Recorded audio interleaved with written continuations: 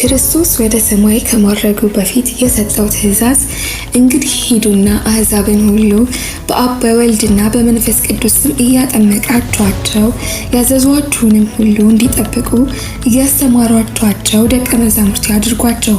እነሆ እኔ እስከ ዓለም ፍጻሜ ድረስ ሁልጊዜ ከእናንተ ጋር ነኝ የሚል ትእዛዙ ለቤተ ክርስቲያን የመራመጃ ስርዓት ሆኖ ቀጥሏል። ይህንን የተቀበሉ ሐዋርያት ከኢየሩሳሌም ተልከው የወንጌልን ብርሃን ወደ ጨለማው የዓለም ማዕዘናት አሰራጭተዋል።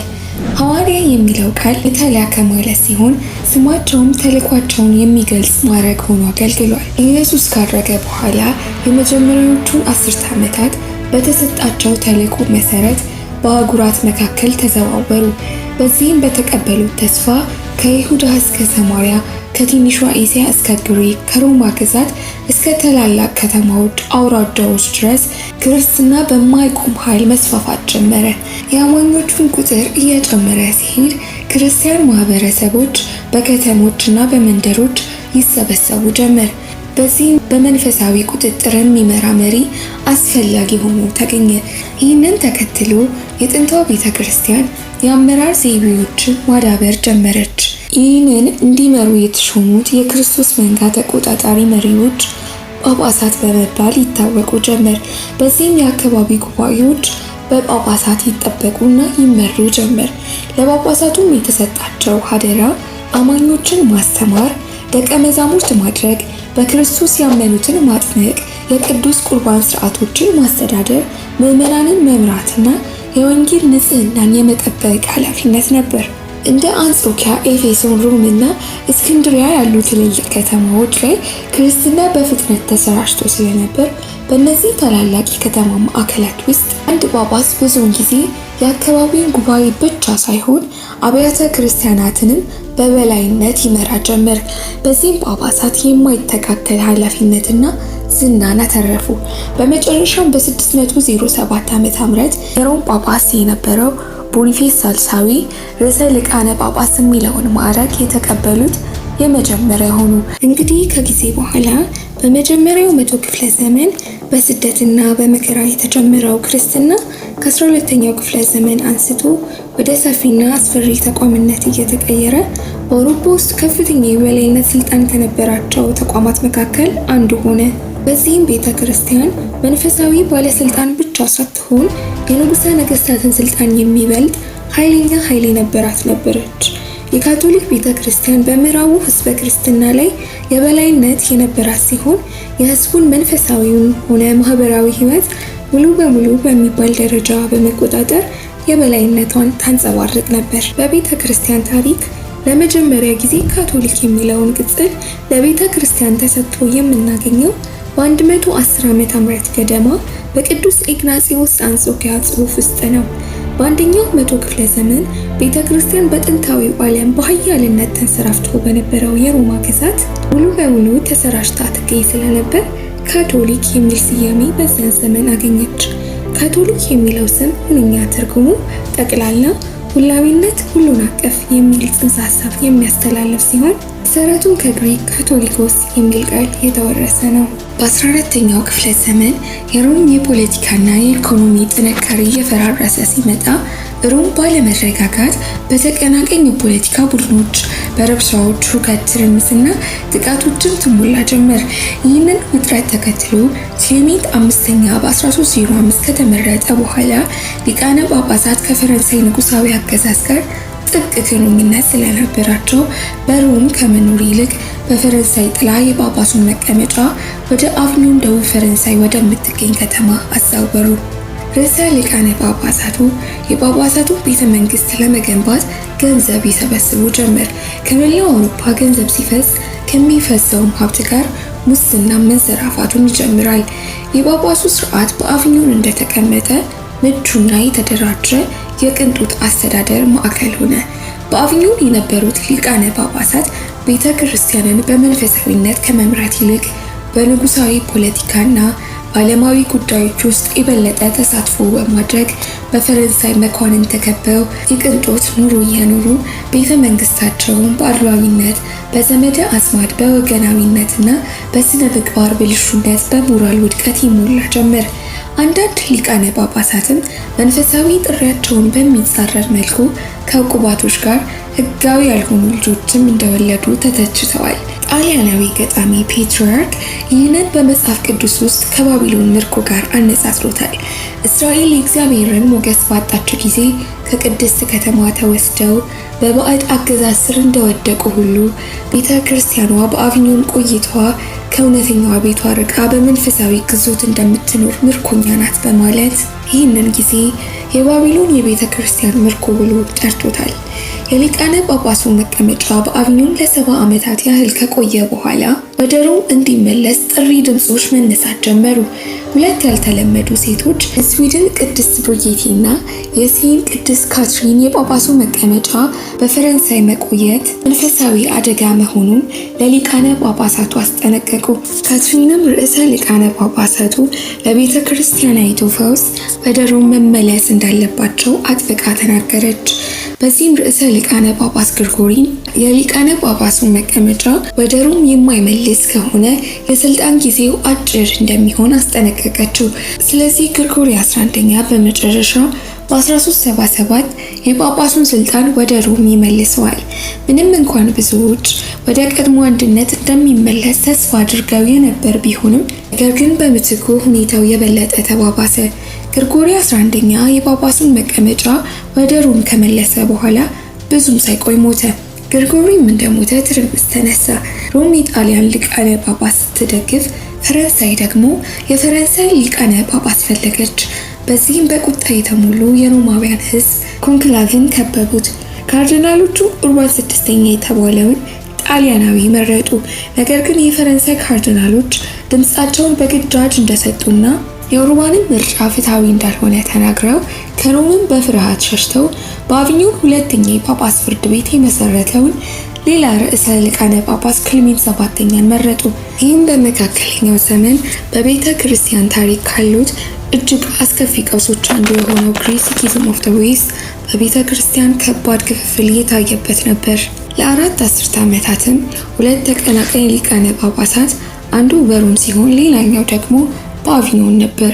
ይህ ክፍፍል ከስነ መለኮት ክርክርን ባለፈ የአውሮፓን ፖለቲካዊና መንፈሳዊ አንድነትን ያፈራረሰ ነበር። በዚህም የተለያዩ ነገስታትና ሀገር ገዢዎች ደግሞ አንዳንዶቹ በሮም የነበሩትን ሲደግፉ፣ ሌሎቹ ደግሞ በአቪኞን የነበረውን ሊቃነ ጳጳስ ሲደግፉ ነበር። ፈረንሳይና ስኮትላንድ የአቪኞን ርዕሰ ሊቃነ ጳጳስ ሲደግፉ፣ ጣሊያን፣ እንግሊዝ፣ ስካንዲኔቪያ፣ ሃንጋሪና ፖላንድ ደግሞ የሮም ጳጳስ ሲደግፉ ነበር። ሁለቱም የጳጳስ ፍርድ ቤቶች ስልጣናቸውን ለመጠበቅ ሲሉ ከተከታዮቻቸው ግብርን ይሰበስቡ ነበር። የፖለቲካዊ ፉክክር ቤተ ክርስቲያንን የስግብግብነት መድረክ አደረጋት። ይህም በአማኞች መካከል ግራ መጋባትንና መከፋፈልን አስከተለ። በዚህም በ1409 ከሁለቱም ወገኖች የተወጣጡት ካርዲናሎች በፒሳ ተሰብስበው ቀውሱን ለመፍታት ሙከራ ያደረጉ ቢሆንም መከፋፈልን ከመፈወስ ይልቅ ነገሩ ይበልጥ እየከረረ መጣ። በፒሳ ስብሰባም ሁለቱም ጳጳሳት ከስልጣን መባረራቸውን በማወጅ አዲስ ሊቃነ ጳጳስ አሌክሳንደር 5ኛን መረጡ። ነገር ግን የቀድሞዎቹ ጳጳሳት ከስልጣን ለመልቀቅ ፈቃደኛ ለመሆናቸው ነገሮችን የበለጠ አባባሰው። በዚህም በሁለቱ ተፋላሚ ሊቃነ ጳጳስ መካከል ሌላም ተጨማሪ ተፋላሚ ተጨመረ። ይህም ታይቶ የማይታወቅ አለመረጋጋትን አስከተለ።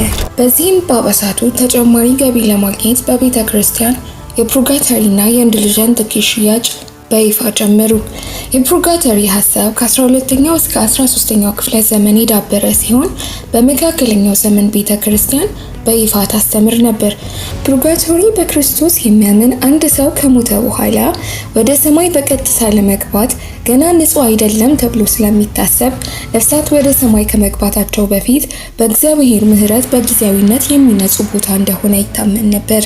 ሕያዋንም የሚያቀርቡላቸው መባዎችና መስዋዕቶች የነፍሳትን ስቃይ ለማሳጠር ይረዳሉ የሚልም አስተምህሮት ነበረው። በእርግጥ መጀመሪያ አካባቢ ይህ ትምህርት ሰዎች ለሙታን እንዲጸልዩና የበለጠ ቅዱስ ሕይወት እንዲኖሩ ያበረታታ ነበር። ነገር ግን ከጊዜ በኋላ ለንግድ ዓላማ ጥቅም ላይ የዋለ ይመጣል። ኢንዲልጀንስ ደግሞ ለኃጢአት ጊዜያዊ ቅጣትን ይቅር የሚል የቤተ ክርስቲያን ሰነድ ሲሆን ነፍስ በፕሩጋተሪ የምታሳልፈውን ጊዜ እንደሚቀንስ ወይም እንደሚያስወግድ ይቆጠር ስለነበር በዚህም የሚወዷቸውን ሰዎች ከፑርጋቶሪ ነፃ ለማውጣት ወይም ይቅርታ ለማግኘት እንዲችሉ ቤተክርስቲያን ይህንን ሰንበት ትሸጥ ነበር። ይህ የአንድ ልጅን ትኬት ሽያጭ በአውሮፓ በፍጥነት እየተስፋፋ መጣ። ይህም ለቤተክርስቲያን ከፍተኛ ሀብት አምጥቷል። በዚህም ሰዎች ከእውነተኛ ንስሐ በክርስቶስ ላይ ከማመን ይልቅ በገዙት በወረቀት ሱሪት ይታመኑና ይመኩ ጀመር። በዚህም አማኞች ወደ ቀድሞው ክርስትና ለመመለስ መፈለግ ይጀምራሉ። የቀሳውስቱ የሞራልና ቁሳዊ ከመጠን በላይ መሆናቸው ላይ ድምጾች መነሳት ጀመሩ። ተሐድሶ ሀሳቡ ገና መታወቁ አስቀድሞ የሚጮሁ የተሐድሶ ድምጾች እየታፈኑ ቢቆዩ አንዳንድ እንቅስቃሴዎች ግን ጎልተው ይታዩ ነበር። ከነዚህ ቀደምት እንቅስቃሴዎች አንዱ በፒተር ዋልዲው በሊዮን ከተማ የተመሰረተው የዋልዴንሲያን እንቅስቃሴ ነበር። ይህም እንቅስቃሴ የመካከለኛው ዘመን ቤተክርስቲያንን በመንፈሳዊና ስነ ምግባር ብልሹነት ለመቃወም ከተደራጁት የመጀመሪያዎቹ ቡድኖች መካከል አንዱ ነበር።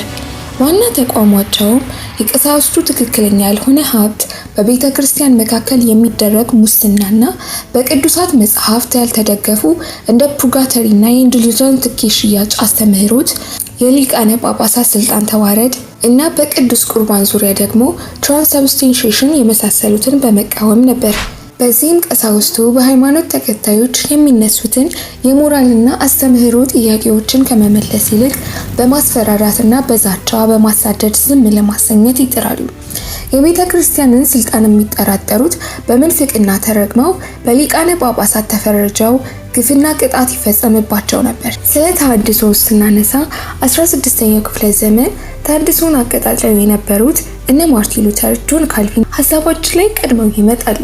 በእርግጥ እነዚህ ታላላቅ ሰዎች የተሐድሶ እሳትን አቀጣጥለው የነበሩ ቢሆንም ተሐድሶ በአንድ ጀንበር ድንገት የፈነዳው የተከሰተ ክስተት አልነበረም። ይልቁን የሉተር መዶሻ በዊተንበርግ 95 ኢየሱሶችን የያዘ ወረቀት ከመቸንከሩ ከረዥም ጊዜ በፊት ተሐድሶን ይናፈቁና የሚጮሁ የሚያለቅሱ ድምጾች ከየቦታው ያስተጋቡ ነበር። በ14ኛው ክፍለ ዘመን የተሐድሶ የማለዳ ኮከብ በመባል የሚታወቀው በዮርክሻየር የተወለደው ጆን ዊክሊፍ በቤተ ክርስቲያን ጥልቅ የሆኑ ሙስናዎችን፣ የመሪዎችን ቅንጦት፣ ባዶ የአምልኮ ስርዓቶችን፣ መሪዎቿንም ሲመለከት ነፍሳትን ወደ እግዚአብሔር ከመምራት ይልቅ በስልጣን፣ በንዋይ፣ በሀብት ስለሰከሩ ለተራቡ ገበሬዎች ስቃይ ግድ የሌላቸው ሆነው አገኟቸው። ይህም ዊክሊፍን እጅግ ስላስቆጣው ርዕሰ ሊቃነ ጳጳሳትን በመቃወም ሙስናን በማውገዝ ቤተ ክርስቲያንን ለማንጻት ወደ አምላካዊ ዓላማ ቤተ ክርስቲያን እንድትመለስ ማንኛውም ሰው ያለ ሀብትና ያለ ስልጣን ተዋረድ የእግዚአብሔርን እውነት መስማትና ማንበብ ይችል ዘንድ መጽሐፍ ቅዱስን ወደ እንግሊዝኛ ተርጉሞ ለሕዝቡ ሰጠ። በዊክሊፍ ዘመን መጽሐፍ ቅዱስ ለማዳን ከታቀደው በተቃራኒ ከሰዎች የተሰወረ፣ በካህናት የሚጠበቅ፣ በላቲን ተጽፎ ሊረዱት በማይችሉ ቋንቋ የታሰረ፣ በካቴድራሎችና በገዳማት ውስጥ ተዘግቶ የተቆለፈ፣ በጣም ውድና በገዳማት ወይም በአብያተ ክርስቲያናት ውስጥ ብቻ የሚቀመጥ ሀብት በነበረበት ጊዜ ነበር። ይህ የተሐድሶ የንጋት ኮከብ ተብሎ የሚጠራው ጆን ዊክሊፍ እነዚህን ሰንሰለቶችን ለመስበር ወደ እንግሊዝኛ በመተርጎም በቀላሉ ሰዎች እንዲረዱ በቀላሉ ማግኘት እንዲችሉ ለማድረግ የደፈረው። ይህም ቤተ ክርስቲያንን አስደነገጠ። ምክንያቱም ሰዎች መጽሐፍ ቅዱስን በቀላሉ ማግኘት ከቻሉና ማንበብ ከጀመሩ ብዙ የቤተ ክርስቲያን ትምህርቶችና ስርዓቶች በመጽሐፍ ቅዱስ ውስጥ የተደገፉ እንዳልሆኑ ከተገነዘቡ በቤተ ክርስቲያን ተቃውሞ የሚመጣ ከሆነ ቤተ ክርስቲያን ሞኖፖሏን ልታጣ ትችላለች የሚል ስጋት አሳደረ። ሎላርዶች የሚባሉት የዊክሊፍ ተከታዮች ሰዎች ሁሉ በእግዚአብሔር ፊት እኩል እንደሆኑና የኤጲስቆጶሳትና የጳጳሳት ሀብት ሙስና እንጂ ቅድስና እንዳልሆነ ያሰራጩ ጀመር። የቤተ ክርስቲያናዊቱ ባለስልጣናትም ይህንን ድብቅ እንቅስቃሴ ለመጨፍለቅ ቢተጉም ከቁጥጥራቸው ያፈነገጠ ነበር። ንጉሥ ሄንሪ አራተኛ መናፍቅ በተባሉት ላይ ከባድ ሕጎችን አወጣ። ብሎም ሎላርዶች ታስረው ተቃጠሉ። በዚህም መጽሐፍ ቅዱስን ላልተማሩ ሰዎች በመስጠት ትርምስና አመፅ እንዲፈጠር ዋነኛ መንስኤ የሆነው ዊክሊፍ እንደሆነ በማስቀመጥ ቤተ ክርስቲያን ጣቷን ዊክሊፍ ላይ ጠቆመች። ዊክሊፍም ከሞተ ከ30 ዓመታት በኋላ የኮንስታንት ታላቁ የጳጳሳትና የካርዲናሎች ጉባኤ መናፍቅ ብሎ በመፈረጅ ትምህርቱንም በማውገዝ መጽሐፎቹ እንዲቃጠሉ ቤተክርስቲያን አዘዘች። ብሎም አጥንቱ እንዲቆፈር እንዲቃጠልና በስዊፍት ወንዝ እንዲበተን ተደረገ። ሆኖም በ14ኛው ክፍለ ዘመን መጨረሻዎቹና በ15ኛው ክፍለ ዘመን መጀመሪያዎቹ ላይ የዊክሊፍ ጽሑፎች የእንግሊዝ ድንበሮችን መሻገር ይጀምራሉ። ከእንግሊዝ ተነስተው በአሁኗ ጊዜ ቼክ ሪፐብሊክ ተብላ ወደምትታወቀው ወደ ቦሄሚያ አመሩ። በእንግሊዝና በቦሄሚያ መካከል በሚጓዙ ተማሪዎች፣ ነጋዴዎችና የቤተ ክርስቲያን ሰዎች አማካኝነት መጽሐፎቹ ወደ ታላቁ የፕራግ ዩኒቨርሲቲ ደረሱ። የፕራግ ዩኒቨርሲቲ በወቅቱ በአውሮፓ ውስጥ ካሉት ታላላቅ የትምህርት ማዕከሎች አንዱ ነበር። የሁለቱ ሀገራት ትስስር ጠንካራ ነበር። የእንግሊዝ ንጉሥ ሪቻርድ የቦሄሚያን ሴት አኒን አግብቶ ስለነበር ይህ ንጉሳዊ ትስስር የእንግሊዝ ምሁራን በፕራግ ዩኒቨርሲቲ እንዲማሩ በር ከፍቶላቸው ነበር። በእነዚህ ሰዎች አማካኝነት የዊክሊ መጽሐፍት ወደ ቻርልስ ዩኒቨርሲቲ ቤተ መጽሐፍት ገቡ። ከጊዜም በኋላ በፕራግ ዩኒቨርሲቲ ጃን ሁስ የተባለ አንድ ወጣት የተሳለ አይምሮና ልብ የነበረው እነዚያን የጆን ዊክሊፍ ጽሑፎችን ማንበብ ይጀምራል። ሁስ 1393 የባችለር ዲግሪውን አግኝቶ በ1396 የኪነ ጥበብ መምህር ሲሆን ብዙም ሳይቆይ ሰባኪና በምሁራን መካከል ከፍ ያለ ድምፅን ያገኘ ሊቅ ነበር። ሁስም ማንኛውም ሰው ወንጌልን እንዲረዱ በቼክ ቋንቋ ሳይቀር በድፍረት የኢንዲሉዥን ጥቂት ሽያጭን፣ የፑርጋተሪ ስርዓትን እንዲሁም የቀሳውስቱን ብልሹነት በማጋለጥ በመቃወም መስበክ ጀመረ። ስብከቶቹ በሺዎች የሚቆጠሩትን ቢስቡም በዚያውኑ ልክ ብዙ የተቃውሞ ድምፀ ነጎድጓድ ጠላቶችንም ፈጠረ። በዚህም ቤተ ክርስቲያን ተናወጠች፣ ጳጳሳቱም ተናደዱ። ሄሮም ቤተ ክርስቲያን ሁስን የዊክሊፍን እኮ እያስተጋባ ያለ አደገኛ የቦሄሚያ መናፍቅ ብላ አወገዘችው። በ1411 ቤተ ክርስቲያን የጃን ሁስን ድምፅ መታገስ ስላልቻለች ሁስ እንዳይሰብክ በመከልከል ከቅዱስ ቁርባንና ከሁሉም የቤተ ክርስቲያን ህብረት ኤክስኮሚዩኒኬት እንደተደረገ አወጀች። በኤጲስቆጶሳት እየታደነ ከፕራግ ተባረረ። በግዞት ተገዶ በትውልድ ሀገሩ በቦሄሚያ ባለ ገጠራማ አካባቢ መጠጊያ አግኝቶ ከተደበቀበት ሆኖ እንኳን ደብዳቤዎቹን፣ ስብከቶቹንና ትምህርቶቹን ማሰራጨት ጀመረ። የስልጣን ግንቦች በዙሪያው ሊዘጉ ቢሞክሩም የሚሰብከው እውነት መስፋፋቱን ቀጠለ። በ1414 ታላላቅ ጳጳሳት፣ ካርዲናሎችና መሳፍንት በቤተ ክርስቲያን ውስጥ ያለውን ክፍፍል ለመፈወስና በመናፍቅነት የተከሰሱትን ጸጥ ለማሰኘት ስብሰባ አካሄዱ። ለሁስም በዚህ ስብሰባ እንዲገኝ ከቅዱስ ሮማዊ ንጉሠ ነገሥት ሲግዝመንድ ጥሪ ቀረበለት። ወደ ኮንስታንስም በሚያደርገው ጉዞ ጥበቃ እንደሚደረግለትና ደህንነቱም እንደተጠበቀ የጠበቀ ቃል ኪዳን ሰጠው። መጥቶም ጉባኤ ፊት በመቅረብ እምነቱን እንዲሟገትና መከላከያውን በማቅረብ ጉዳዩን ሲጨርስ ወደ ቦሄሚያ እንደሚመለስ አረጋገጠለት። ሁስም የንጉሱን ቃል በማመን በ1414 ወደ ኮንስታንስ አመራ። ሁስ ኮንስታንስ እንደደረሰ በጠባቂዎች ተይዞ እስር ቤት ተወረወረ። በከባድ እስራት ወራት ውስጥ ስብከቱን እንዲክድ፣ ጽሑፎቹ ልክ እንዳልሆኑ እንዲቀበልና ትምህርቶቹ ውሸት መሆናቸውን እንዲናዘዝ ገፋፉት። ሁስ ግን እንዲህ አለ፣ ሐሰትን ፈጽሞ እንዳላስተማሩ እግዚአብሔር ምስክሬ ነው፣ ከራሴ ሕይወት ይልቅ የእርሱን እውነት ወደድሁ ብሎ የትህትናን ሞት በስሙ ታገሰ። በእግዚአብሔርም እርዳታ የተማረውን እውነት ይዞ በእግዚአብሔር እጅ ሕይወቱን አደራ ሰጠ። ከጃን ሁስ ሞት በኋላ በቦሄሚያ ውስጥ ያሉት የሁስ ተከታዮች በፍጥነት ወደ ኃይለኛ ሃይማኖታዊና ብሔራዊ ንቅናቄ ተደራጅተው ሁስ ለሚያስተምሯቸው ትምህርቶችና እምነቶች መታገል ተልእኮውንም ማስቀጠል ጀመሩ። ንጉሥ ዌንሴላስ አራተኛ ሲሞት ወንድሙ ሲግዝመንድ ዙፋኑን ለመያዝ ሲሞክር የቼክ መኳንንቶች የሁስን ትምህርቶችን ስለሚደግፉ ዙፋኑን እንዲረከብ ፈቃደኛ አልነበሩም። ይህንንም የተረዱ ጳጳሳት በአውሮፓ ውስጥ እየተስፋፋ የመጣውን የሁሳውያንን እንቅስቃሴ እንዲያጠፋ ጥሪ ያቀርባሉ። በዚህም በ1419 እና በ1434 መካከል 5 የመስቀል ጦርነቶችን በሁሴቶች ላይ አደረጉ።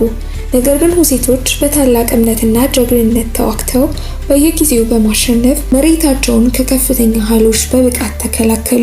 ከዓመታት ጦርነት በኋላ በሁለቱም በኩል ሰላም ለመፍጠር የባዚል ኮምፓክትስ በመባል የሚታወቀው ስምምነት ተፈረመ።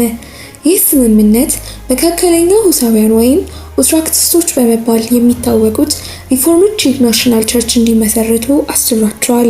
በዚህም ስምምነት ከዋና ዋና ጥያቄዎቻቸው አንዱ በጊዜው የነበረች የሮማ ካቶሊክ ቤተክርስቲያን ለምዕመናን የጌታን እራት በምታካፍልበት ጊዜ ከጽዋው እንዲካፈሉ ለካህናት፣ ለቄሶች፣ ለጳጳሳትና ለትልልቅ የሃይማኖት ሊቃውንት ፈቅድ የነበረ ሲሆን ማንኛውም ምዕመናን ግን ከህብስቱ ብቻ እንዲካፈሉ ታደርግ የነበረውን ይህንን ስርዓት ሴቶች የተሳሳተና መጽሐፍ ቅዱሳዊ አስተምህሮ እንዳልሆነ በመሟገት በዚህ ምዕመናን ከጽዋውም እንዲካፈሉ አጸደቁ።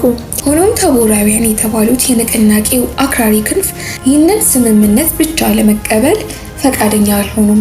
የነሱ ዓላማ በዋነኝነት የጥንቷን ቤተክርስቲያን መልሶ ማግኘትና በጊዜው የነበረችዋን ቤተክርስቲያን መለወጥ ነበር። ነገር ግን ከጊዜ በኋላ በጦርነት ተሸንፈው ተጽዕኗቸውን ስላጡ ብዙዎች ተሰደውና ተገድለው ተበታተኑ። በዚህም የሁሳይትን ንቅናቄ ተከትሎ አዲስ አይነት ለውጥ መነሳት ጀመረ። በአመፅና በሰይፍ መሆኑ ቀርቶ በአእምሮና በብዕር የተነሳ እንቅስቃሴ በመላው አውሮፓ አዲስ ነፋስ ያነፍስ ጀመር። ሰዎች ውበትን፣ ትምህርትንና እውነትን እንደገና ለማግኘት ወደ ጥንታዊው ዓለም ጥበብ መለስ ብለው መመልከት ጀመሩ።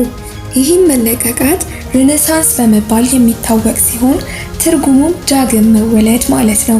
በዚህም አውሮፓ በሂዩማኒዝምና በሬኔሳንስ ጥልቅ የአእምሮና የባህል ለውጥ ዘመን ውስጥ ገባች። ይህም ከጣሊያን ጀምሮ ወደ ሰሜን እየተስፋፋ የሰው ልጅ የጥንታዊውን ዓለም ጥበብ በማጥናትና እውነትን በመፈለግ ምክንያታውያን እየሆኑ መጡ።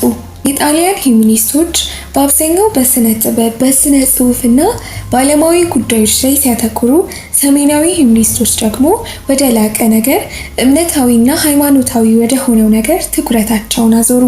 የሰሜናዊ ሂዩማኒስቶች በዚህ ለውጥ ጀንበር የጥንቷን ቤተክርስቲያን ማለትም የሐዋርያቶቹን በጥልቀት በመመርመርና ቋንቋዎችን፣ ፍልስፍናንና በተለይም መጽሐፍ ቅዱስን በመጀመሪያው መልኩ በማጥናት ክርስትናን ወደ እውነተኛ መሰረቷ መመለስ እንደሚችሉ እምነት ነበራቸው።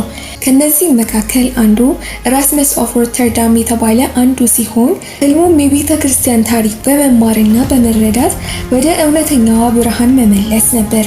ኤራስመስ በኔዘርላንድ በ1666 የተወለደ ሲሆን በቤተ ክርስቲያን ስርዓት ያደገና በወጣትነቱ ወደ ገዳም የገባ ሊቅ መምህር ነበር።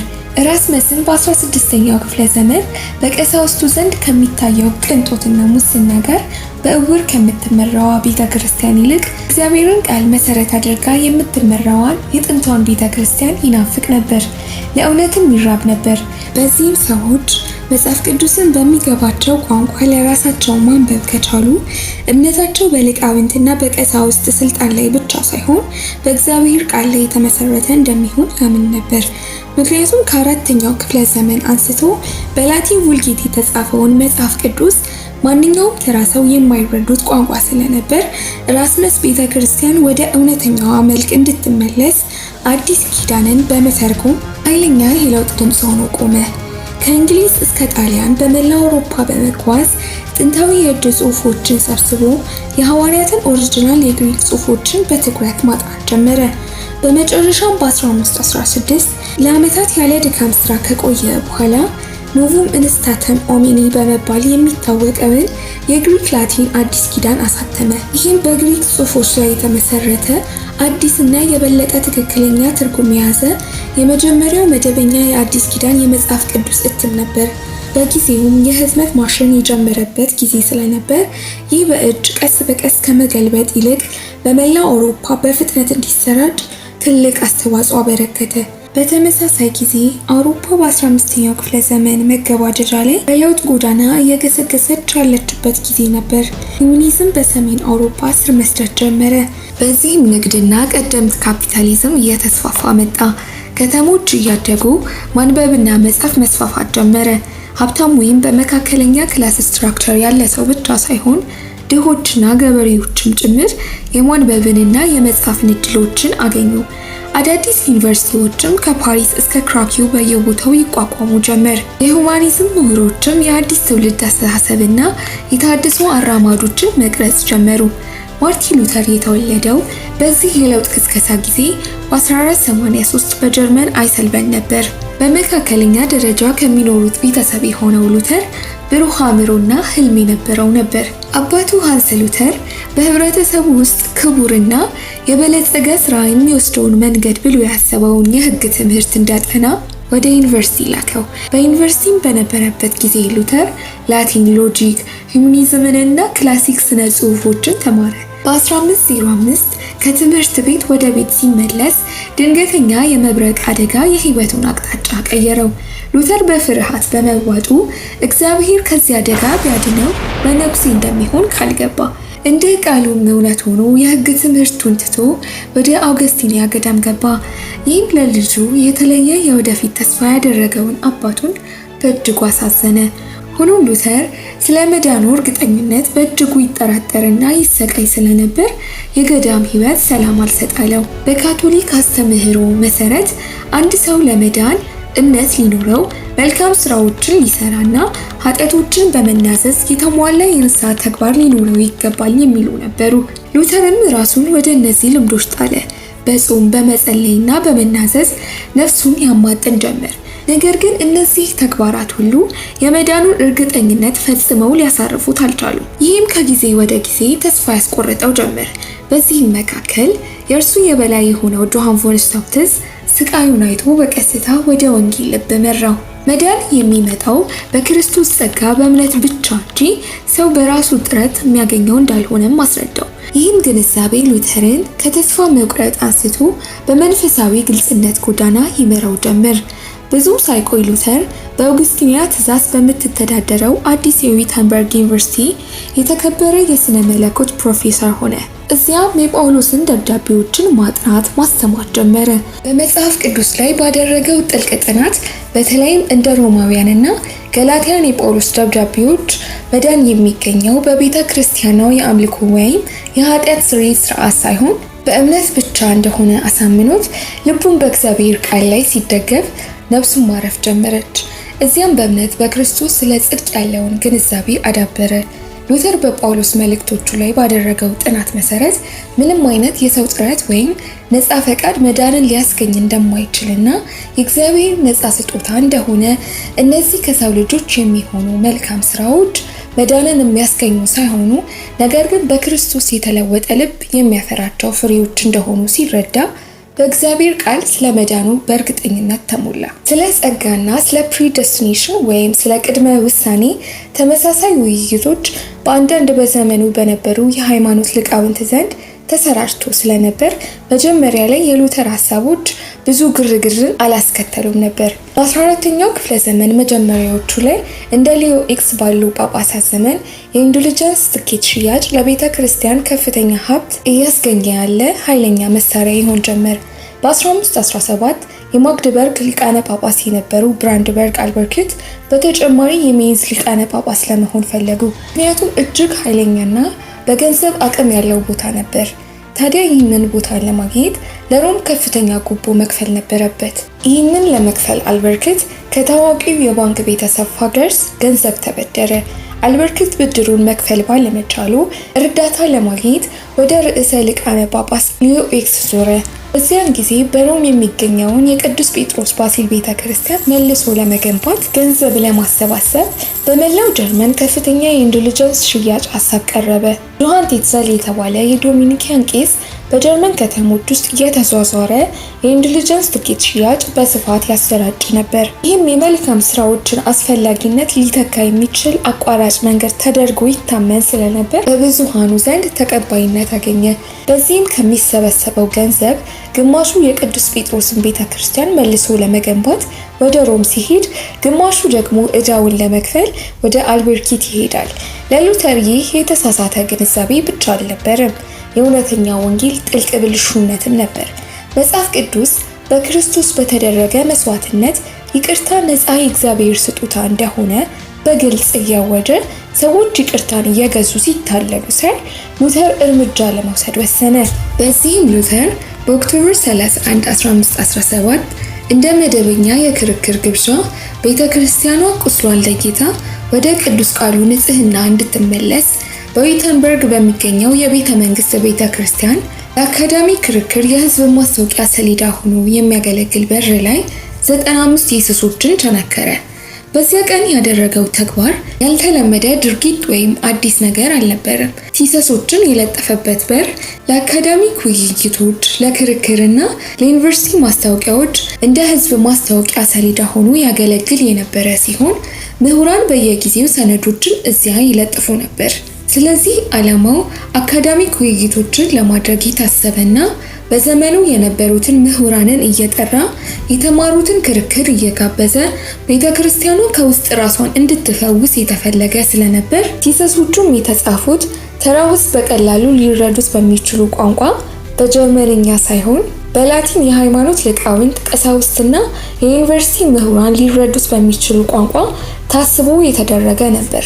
ሉተርም በእነዚህ ጽሑፎቹ ውስጥ አጽንዖት ሰጥቶ የተቃወማቸውና ያነሳቸው ነጥቦች በጥቂቱ እየጨመረ የመጣውን ሙስና ተቃውሞ፣ ከመጽሐፍ ቅዱስ የራቁ በቤተ ክርስቲያን የሚፈጸሙ ስርዓቶችና ትምህርቶች፣ ጳጳሳት ስልጣናቸውን አላግባብ መጠቀማቸው፣ በሃይማኖት ስም የድሆች ብዝበዛ ተቃውሞ እና መጽሐፍ ቅዱስ የበላይ ባለስልጣን እንደሆነ መዳን የሚገኘው በጸጋ ብቻ በእምነት በክርስቶስ ብቻ የሚገኝ መሆኑን በአጽንዖት የሚገልጽ ነጥብ አስቀምጧል። ሉተርም ትክክለኛ ውይይት ለማድረግ 95 ቲሰሶችን ለአልበርክት ላከ። አልበርክትም ሀሳቡን ከቃኘ በኋላ የሚስፋፋ ከሆነ አደጋውን ተገነዘበ። ለርዕሰ ሊቃነ ጳጳስ ሌዮ ኤክስም በፍጥነት አስተላለፈ። ነገር ግን በዚህ መሃል ያልተጠበቀ ነገር ተከሰተ። ቲሰሶቹ ከተለጠፉ ከጥቂት ቀናት በኋላ አንዳንድ የሉተር ተማሪዎች በድፍረቱ ተደንቀው ስለነበር ቅጂዎችን አዘጋጅተው ተራው ሕዝብ ወደሚናገረው ቋንቋ ወደ ጀርመንኛ በመተርጎም ማሰራጨት ይጀምራሉ። በጊዜውም ልክ እንደ ዛሬው ኢንተርኔት ሁሉ በዘመኑ ውስጥ የህትመት ማሽን በጣም አዲስና ኃይለኛ ቴክኖሎጂ ነበር። በሁለት ሳምንት ውስጥ የታተሙ ቅጂዎች በመላው ጀርመን ተሰራጩ። በወራት ውስጥም በመላው አውሮፓ በአንዲት ትንሽ የጀርመን ከተማ ውስጥ እንደ መጠነኛ የለውጥ ጥሪ የተጀመረው አሁን አህጉራዊ ጉዳይ ሆነ። በሙስና ተስፋ የቆረጡና ለእውነት የተራቡ ተራማኞች ድምጻቸውን በሉተር ቃላት ውስጥ ስላገኙ ይህም መንፈሳዊ እድሳትን በሚናፍቁ በሺዎች የሚቆጠሩ ሰዎች ልብ ውስጥ አስተጋባ። ይህንን ተከትሎ የኢንዲሊጀንስ ሽያጭ በብዙ ክልሎች በከፍተኛ ሁኔታ ማሽቆልቆል ጀመረ። የቤተ ክርስቲያኑ ባለስልጣናትም ከዚህ የበለጠ ከባድ ነገር እየተከሰተ መሆኑን ተገነዘቡ። በዚህም ቤተ ክርስቲያን ይህንን ድምፅ ዝም ልታሰኝ አለመቻሏን ተረዳች። መጀመሪያ ላይ በሮም የምትገኘው ቤተ ክርስቲያን ከዊተንበርግ ለሚመጣው ዜና ብዙም ትኩረት አልሰጠችም ነበር። በ1518 መጀመሪያ ላይ ርዕሰ ሊቃነ ጳጳስ ሊዮ በሉተር ጽሑፎች የተጨነቁ የጳጳሳትንና የሃይማኖት ሊቃውንት ሪፖርቶችን፣ ቅሬታዎችን መቀበል ጀመሩ። መጀመሪያ ላይ ሊዮ በቁም ነገር አልወሰደውም ነበር። ነገር ግን ወራት እያለፉ ሲሄዱ ሁኔታው እየከፋ ሄደ። ከመላው አውሮፓ የተገኙ ሪፖርቶች ይመጡ ጀመር። የሉተር ቃላት ልብን የሚያነቃቁ፣ ካህናትን የሚፈታተኑና በምሁራንም ሆነ በተራ ሰዎች መካከል ክርክሮችን የሚቀሰቅሱ ነበሩ። ቤተ ክርስቲያኗም ይህንን ድምፅ በቀላሉ ዝም ልታሰኝ አለመቻሏን ስትረዳ በ1518 ሉተር ለትምህርቶቹ መልስ እንዲሰጥ ወደ ሮም ተጠራ። ሆኖም የሳክሶኒ መራጭ የሆኑት ፍሬድሪክ ዘዋይት ሉተር በሰላም አይመለስም ብሎ ስለፈራ ርዕሰ ሊቃነ ጳጳሳቱን ጉዳዩን በሮም ሳይሆን በጀርመን እንዲፈቱ አሳመኗቸው። ስለዚህ ሉተር በኦገስበርግ ዴት ላይ በካርዲናል ካጄታን ፊት ቀረበ። ስብሰባውም ውይይት ሳይሆን ትዕዛዝ ነበር። ትዕዛዙም ሉተር ጽሑፎቹን እንዲክድና ለጳጳሳቱ ስልጣን እንዲገዛ የሚል ነበር። ሉተርም በተረጋጋ መንፈስ በመጽሐፍ ቅዱስ ስህተት ውስጥ ካልተረጋገጠ ድረስ ማንኛውም ነገር ለማንሳት ፈቃደኛ አለመሆኑን የጸና አቋሙን አሳወቃቸው። ይህም ከዘመናት ማንም ሰው ሮምን በቀጥታ በድፍረት ለመቃወም ስለማይደፍር የሉተር እምቢተኝነቱ ቤተ ክርስቲያኗን አስደነገጣት። በዚህም የመጀመሪያ የሉተርን ማሳመን ሙከራ ሲከሽፍ ርዕሰ ሊቃነ ጳጳሳቱ ይበልጥ በጠንካራ ተቃዋሚ እጅግም ኃይለኛ ተከላካይ በኩል ሉተርን ለአንዴና ለመጨረሻ ጊዜ ለማጥመድ ቆረጡ። የጳጳሳቱ የበላይ ባለስልጣን ኃይለኛ ተሟጋች የሆነው ጆሃኔክ ከሉተር ጋር በላይፕስ በህዝብ ክርክር ላይ ተገናኙ። መድረኩ የተዘጋጀው በላይፕሲግ በ1519 ሲሆን ለ3 ተከታታይ ቀናት የቆየ ስሪዳይ ፐብሊክ ዲቤት ነበር። ኤክ ሉተርን በተሰበሰቡት ሊቃውንቶች፣ መኳንንትና ቄሶች ፊት ከጠየቃቸው ጥያቄዎች መካከል አንዱ ሊቃነ ጳጳሳቱ ሊሳሳቱ ይችላሉ ወይስ አይችሉም? በቤተ ክርስቲያን ላይ ከፍተኛ ስልጣን ያለው ማን ነው? የሚሉ ነበሩ። ሉተርም የቤተ ክርስቲያን ታሪክ አመክንዮ በመጥቀስ ሊቃነ ጳጳሳቱም ሆኑ የቤተ ክርስቲያን ምክር ቤቶች ሊሳሳቱ እንደሚችሉና መጽሐፍ ቅዱስ ብቻ የማይሳሳት እንደሆነ፣ ለዚሁም ምስክር ጳጳሳቱ እርስ በርሳቸው እንኳን እንደሚጋጩ ታሪካዊ ዳራውን በማስቀመጥ መጽሐፍ ቅዱስን መሰረት ያደረጉ መልሶችን በመስጠት በእግዚአብሔር ቃል ያለውን አቋሙን ገለጸላቸው። በዚህም ጸንቶ እንደሚቆም አሳወቃቸው። በዚህም ንግግሩ ሉተርን ወዲያውኑ መናፍቅ ብሎ ሰይሞ ከ100 ዓመት በፊት በእንጨት ላይ ከተቃጠለው የቼክ ተሐድሶ አራማጅ ጃን ሁስ ጋር አነጻጽሮት የሁሲት መናፍቅ ዳግም እንደተወለደ በማወጅ የሉተርን ቃል እንደ መናፍቅ ማስረጃ ይዞ በፍጥነት ወደ ሮም ተመለሰ። በ1520 ርዕሰ ሊቃነ ጳጳሳት ሊዮ የጳጳስ ቡላ ወጡ። ይህም ሉተር እንዲክድ ወይም ከሃይማኖት እንዲባረር 60 ቀናት እንደተሰጠው የሚገልጽ ነበር። ነገር ግን ሉተር የሮማ ኃይል ምልክት የሆነውን የጳጳሱን ቡል ወስዶ በዊተንበርግ ሕዝብ ፊት በአደባባይ አቃጠለው። በጃንዋሪ 3 1521 ሉተር በአቋሙ እንደሚጸና ሲያሳውቃቸው ቤተ ክርስቲያን በይፋ ኤክስኮሚኒኬት አደረገችው። ጽሑፎቹም ታግደው የንጉሠ ነገሥታቱ አዋጅ በመላው ግዛት ላይ ሉተር አመፀኛና መናፍቅ እንደሆነ አወጁ። ሆኖም ሉተር በፍርሃት ከመሸሽ ይልቅ ደፋር ሆኖ ቆመ። በልቡም የእውነት እሳት ይቃጠል፣ የተሐድሶም ቀለም ከብዕሩ ይፈስ ጀመር። ሉተርም ከጥናቱ ተከታታይ የሆኑ የቲዮሎጂ ስራዎችን በይፋ መልቀቅ ይጀምራል። ከነዚህም በጥቂቱ To the Christian Nobility of German Nation, The Babylon Captivity of Church, On the Freedom of Christian የሚሉ ሲሆኑ በእነዚህ ጽሑፎቹ ያካተታቸው ሶላ ስክሪፕቹራ መጽሐፍ ቅዱስ ብቻውን የመጨረሻ ስልጣን እንደሆነ፣ በቂና የማይሻር የእምነትና የተግባር አገዛዝ ለመዳንና እግዚአብሔርን ለመምሰል የሚያስፈልገውን እውነት ሁሉ የያዘ የእግዚአብሔር ቃል ብቸኛው የማይሳሳት እንደሆነና ወጎች፣ ምክር ቤቶች ወይም ባለስልጣናት መጽሐፍ ቅዱስን መተርጎም እንደሚችሉ እና ቤተ ክርስቲያን ሁል ጊዜ የምትገዛው ለቃሉ እንደሆነ፣ ሶላ ፊዴ እምነት ብቻ፣ መዳን በእምነት ብቻ፣ የሰው ጥረት ሳይጨመር ክርስቶስን በማመን በእምነት ብቻ የተገኘ ነፃ ስጦታ እንደሆነ፣ ሶሉስ ክርስቶስ ድነት ክርስቶስ በመስቀል ላይ ቤዛ በመሆንና መስዋዕትነትን በመክፈል ብቻ የሆነና ኢየሱስ ክርስቶስ በእግዚአብሔርና በሰው ልጆች መካከል እንደ ካህናት ወይም ቅዱሳን ያሉ ተጨማሪ አስታራቂዎች ሳያስፈልጋቸው ብቸኛ አስታራቂ መሆኑን፣ የክርስቶስ የመቤዠት ሥራ ብቁነትንና የበላይነት አጽንዖት በመስጠት በእርሱ በኩል ብቻ አማኞች ወደ እግዚአብሔር መቅረብ እንደሚችሉ፣ ሶላ ግራቲያ መዳን በእግዚአብሔር ጸጋ ብቻ ለኃጢአተኞች ነፃና ያልተገባ ስጦታ እንደመሆኑ መጠን ይህ አስተምህሮ የሰው ልጆች በራሳቸው ጥረት ወይም በጎ ተግባር የእግዚአብሔርን ሞገስ ወይም መዳንን ማግኘት እንደማይችሉና ሙሉ በሙሉ የእግዚአብሔር ጸጋ ውጤት መሆኑ፣ ሶሊ ዲዮ ግሎሪያ ክብር ሁሉ ለእግዚአብሔር ብቻ፣ የሕይወትና የድነት ጉዳዮች በአምላክ ሉዓላዊ ኃይል እንደተመሰረቱና እንደተያዙ በማወቅ አማኞች በፍጥረት ሁሉ ላይ የበላይ የሆነው እግዚአብሔር መሆኑን አምነው በሁሉም ነገር የእግዚአብሔርን ክብር መሻት እንዳለባቸው፣ በተጨማሪ እያንዳንዱ አማኝ በእግዚአብሔር ፊት እኩል እንደሆኑ፣ ቤተ ክርስቲያን የፖለቲካ ግዛት ሳትሆን መንፈሳዊ ህብረት መሆን አለባት የሚሉና በቅዱስ ቁርባን ዙሪያም ህብስትና ወይን በሚስጥራዊነት ወደ ክርስቶስ ስጋና ደም ይቀየራሉ የሚለው ሐሳብ ማለትም ትራንስብስታንሺዬሽንን ውድቅ በማድረግ በምትኩ ክርስቶስ በቅዱስ ቁርባን ውስጥ መገኘት በመንፈስ እንጂ በስጋ እንዳልሆነ ማለትም ኮንሰብስታንሺዬሽን እንደሆነ የሚገልጹ ጽሑፎችን የያዘ ነበር። እያንዳንዱ ከተማም በእነዚህ በሉተር ጽሑፎች ይሞላ ጀመር። ጽሑፉም ብሔራዊ ድምፅ በመሆን የተሐድሶ ጩኸት በየሀገራቱ ያስተጋባ ጀመር። ሮምም እነዚህን ተቃውሞዎች እያስተናገደች ችላ ማለት አልቻለችም። ይህንን ተቃውሞ ለአንዴና ለመጨረሻ ጊዜ ለማስቆምም በሮማ ግዛት አዲስ ዘውድ የጫኑት ገዢ ንጉሠ ነገሥት ቻርልስ አምስተኛ ሉተርን በ1521 ወደ ወርምስ በመኳንንትና በጳጳሳት ታላቅ ጉባኤ ኢምፔሪያል ዴት እንዲቀርብ ለጽሑፎቹም እንዲሟገት ተጠራ። በዚህ ጊዜ ብዙዎች ተመሳሳይ የሆነ የሆስ ዕጣ ፈንታ ይደርስበታል ብለው ፈሩ።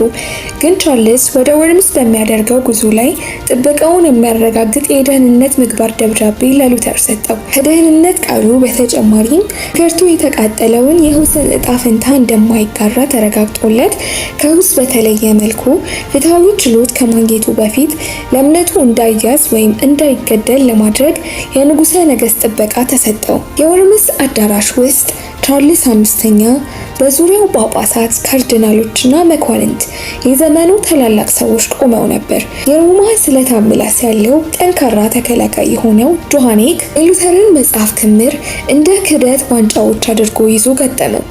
እነዚህም የመናፍቅ ጽሑፎች እንደሆኑ ይህንንም ምንፍቅና በመካድ ትመለሳለህ አትመለስም በሚል ጥያቄ አፋጠጠው። ከዊተንበርግ ብቻውን የመጣው አንድ ምስኪን መነኩሴ ለዘመናት ሲካሄድ የቆየውን ወግ የሊቃነ ጳጳሱን ዙፋንና የግዛቱን ዘውድ ተቃውሞ በአንድ ቃል ሞትን ማዘዝ በሚችሉ ዳኞች፣ መኳንንት፣ ምሁራንና ካህናት ፊት ብቻውን ምንም ሰራዊት ደጋፊ ዙፋን ሳይዝ ነቢያትን ሐዋርያትን ባበረታው በመለኮታዊ እውነት ኃይል ተደግፎ የእግዚአብሔር ቃል ብቻ ጋሻ አድርጎ ምንም አይነት ነገር ሊሸሽግ እንደማይችል የጸና አቋሙን አሳወቃቸው።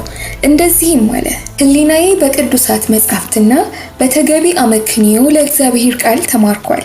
በቅዱስ መጻሕፍት ወይም ግልጽ በሆነ ምክንያታዊ ሐሳብ እስካልተረታው ድረስ አሁን እዚህ በቆምኩበት ሆነ ወደፊት አንዳች የማስተባብለው ነገር አይኖረኝም።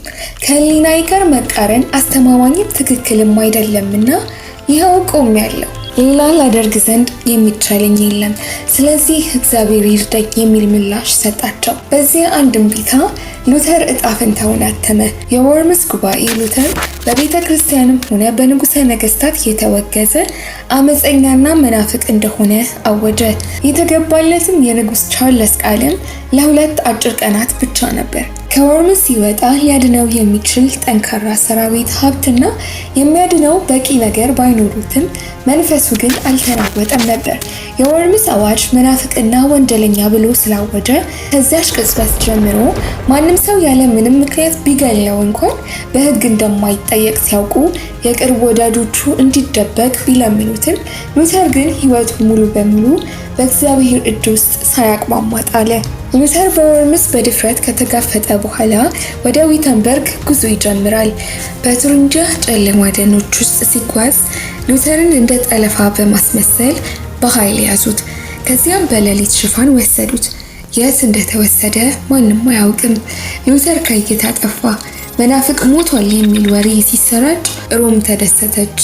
የቅርብ ወዳጆቹም እጣ ፈንታው ሊሆን እንደሚችል ስለገመቱ እንደ ሞተም አመኑ። ነገር ግን እግዚአብሔር ሌሎች እቅዶች ነበሩት። ጠላፊዎቹ ገዳዮቹ አልነበሩም። የሳክሶኒ መራጭ የሆነው የፍሬድሪክ ዋይዝ ወኪሎቹ ነበሩ። ፍሬድሪክ ለሉተር የነበረው ታማኝነት ፖለቲካዊ እንጂ መንፈሳዊ አልነበረም። ተሐድሶ አራማጅም አልነበረም። በዚያ ጊዜ የሮማ ግዛት ወደ 300 የሚጠጉ ትናንሽና ገለልተኛ መንግስታትን ያቀፈች ነበረች።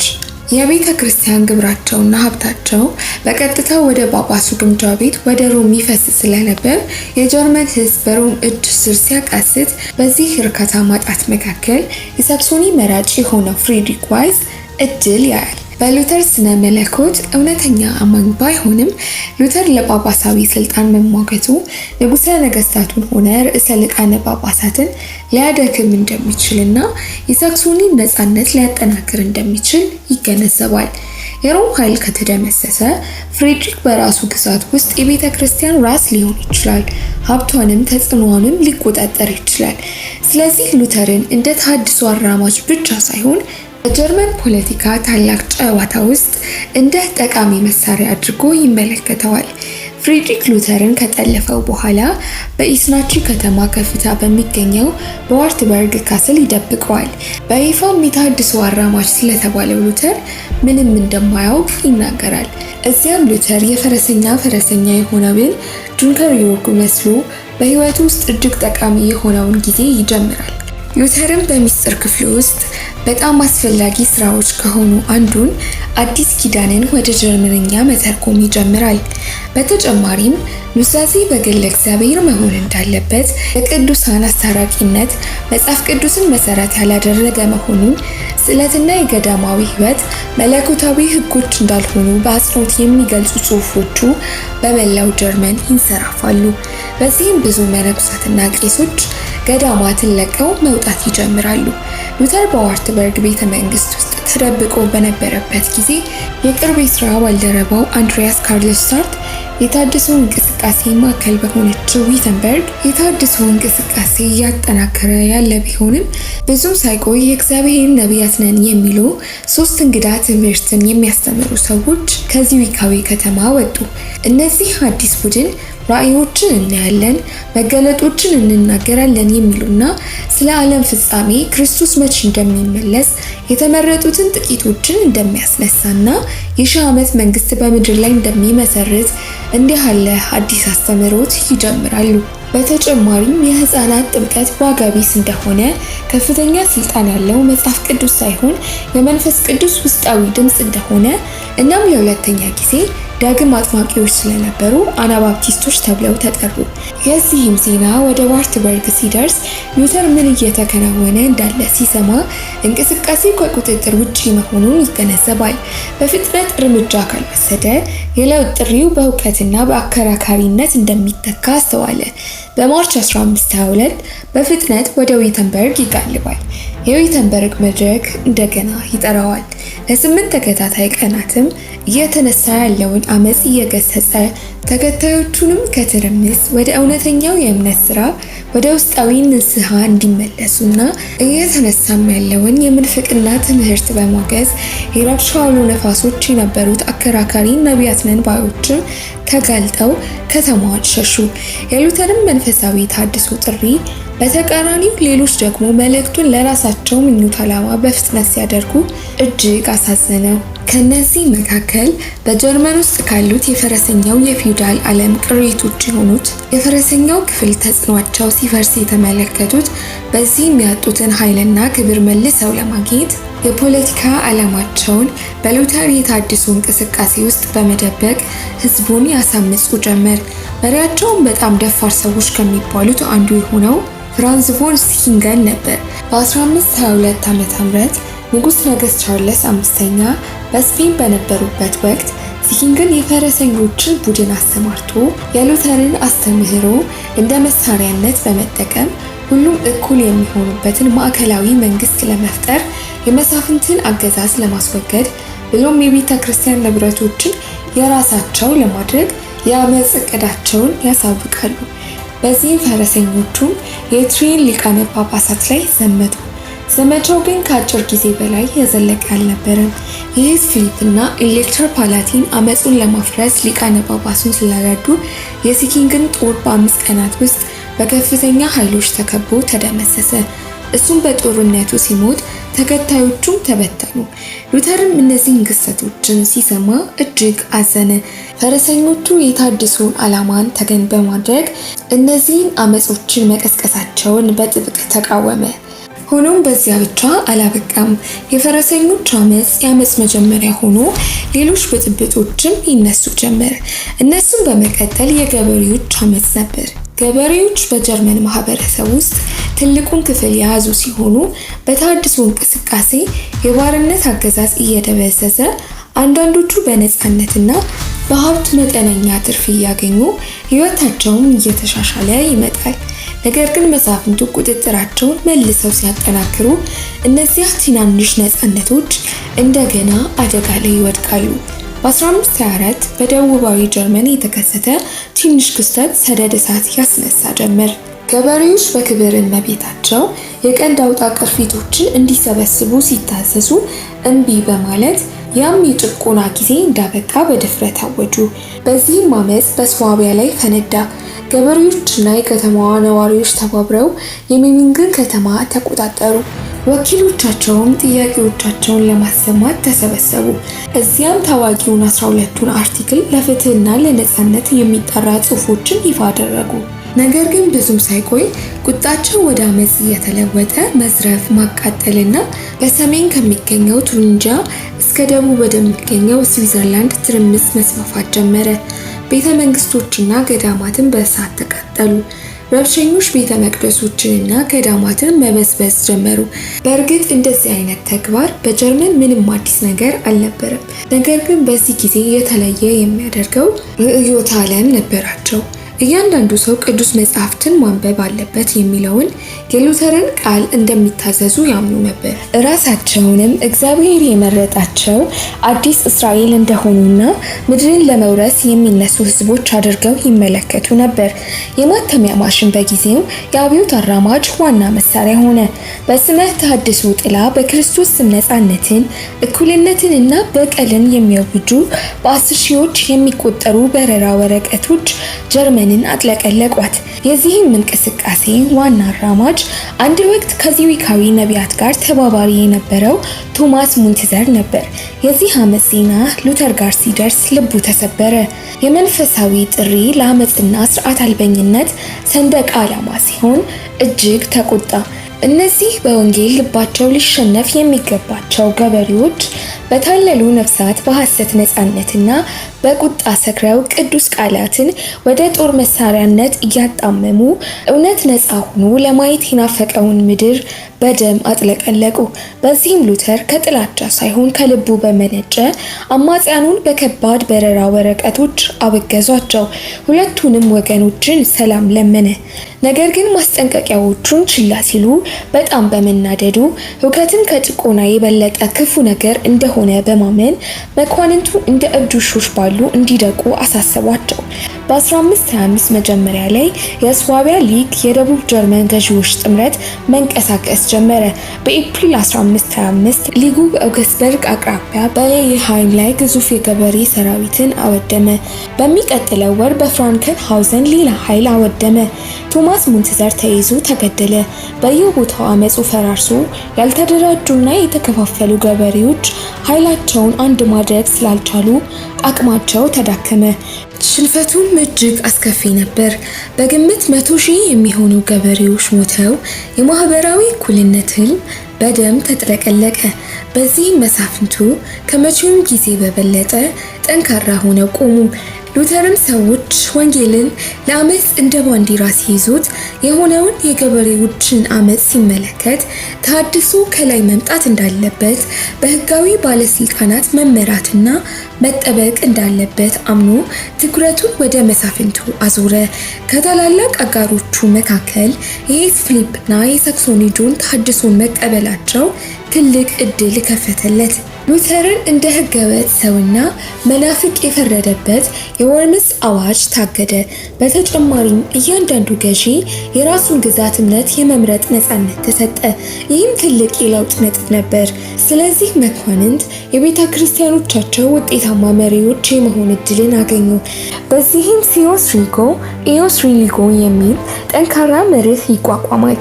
ትርጉሙም እያንዳንዱ ገዢ የግዛቱን ሃይማኖት ይመርጣል የሚል ነበር። ሉትራኖች በሀበስበርግ አገሮች በከፍተኛ ደረጃ ቁጥራቸው እየጨመረ ሲመጣ ግዛቶች የሉትራንን እምነት በይፋ ተቀበሉ። እነዚህም ፔሩሺያ፣ አንሃልት፣ ብሩንስዊክ፣ ሄስ፣ ሳክሶኒና ሲሌንሲያ ሲሆኑ እነዚህ ሁሉም ሉትራንን ተቀበሉ። ሉተርም የሀገር ገዢዎች፣ ባለስልጣናት፣ መኳንንትና የከተማ ምክር ቤቶች ግዛቱንም ሆነ ቤተ ክርስቲያኑን እንዲያስተዳድሩ በእግዚአብሔር የተሾሙ መሆናቸውን ያምን ስለነበር ፖለቲካውን ለመኳንንቱና ለምክር ቤቶቹ ትቶ ትኩረቱን ወደ ቴዎሎጂ ጥናቱና ጽሑፎቹ ብሎም አስተምህሮቱን በማሰራጨት ይጠመድ ጀመር። የዊትንበርግ ተመራቂዎችም የሉተርን ትምህርቶችን ወደ ጀርመንኛ በመተርጎም ከዚያም ባሻገር ከአውደ ጥናት እስከ ገበያ፣ ከመድረክ እስከ ቤተ መንግስት ለገበሬዎች፣ ለመኳንንቶችና ለምሁራን በማሰራጨት የተሐድሶ የእግር ወታደሮች ሆኑ። በ1527 አዲስ የተሐድሶ ማዕበል በሰሜን በኩል በስዊድን መሰራጨት ጀመረ። ከአንድ ዓመት በፊት በ1526 አዲስ ኪዳን ወደ ስዊድንኛ ተተርጉሞ ማንኛውም አማኝ የእግዚአብሔርን ቃል ለመጀመሪያ ጊዜ በራሳቸው ቋንቋ ማንበብ ጀምረው ስለነበር በዚህ ጊዜ የሉትራን ሀሳቦች በስዊድን ሕዝብ መካከል ስር ሰደደ። የንጉሱ አማካሪ በማርቲን ሉተር በራሱ በዊትንበርግ የተማረ ድንቅ የሃይማኖት ሊቅ ኦላውስ ፔተር ነበር። ስዊድንም ለመጀመሪያ ጊዜ ለረጅም ጊዜ የስካንዲኔቪያን መንግስት ካስተባበረ የፖለቲካ ጥምረት ከካልማር ህብረት ነፃ ወጣች። ካልማር ህብረት መኳንንትና ቀሳውስት ከፍተኛ ኃይል ስለነበራቸው ብዙም ጊዜ የንጉሱን ስልጣን ይሸፍኑ ነበር። ነገር ግን ጉስታቮ ቫሳ አዲሱን መንግስቱን ለማጠናከርና የንጉሳዊ ስልጣንን ወደ ነበረበት ለመመለስ ቆርጦ ተነሳ። ለሉትራኒዝምም ፖለቲካዊና መንፈሳዊ ጥቅሞች እውቅና ሰጠ።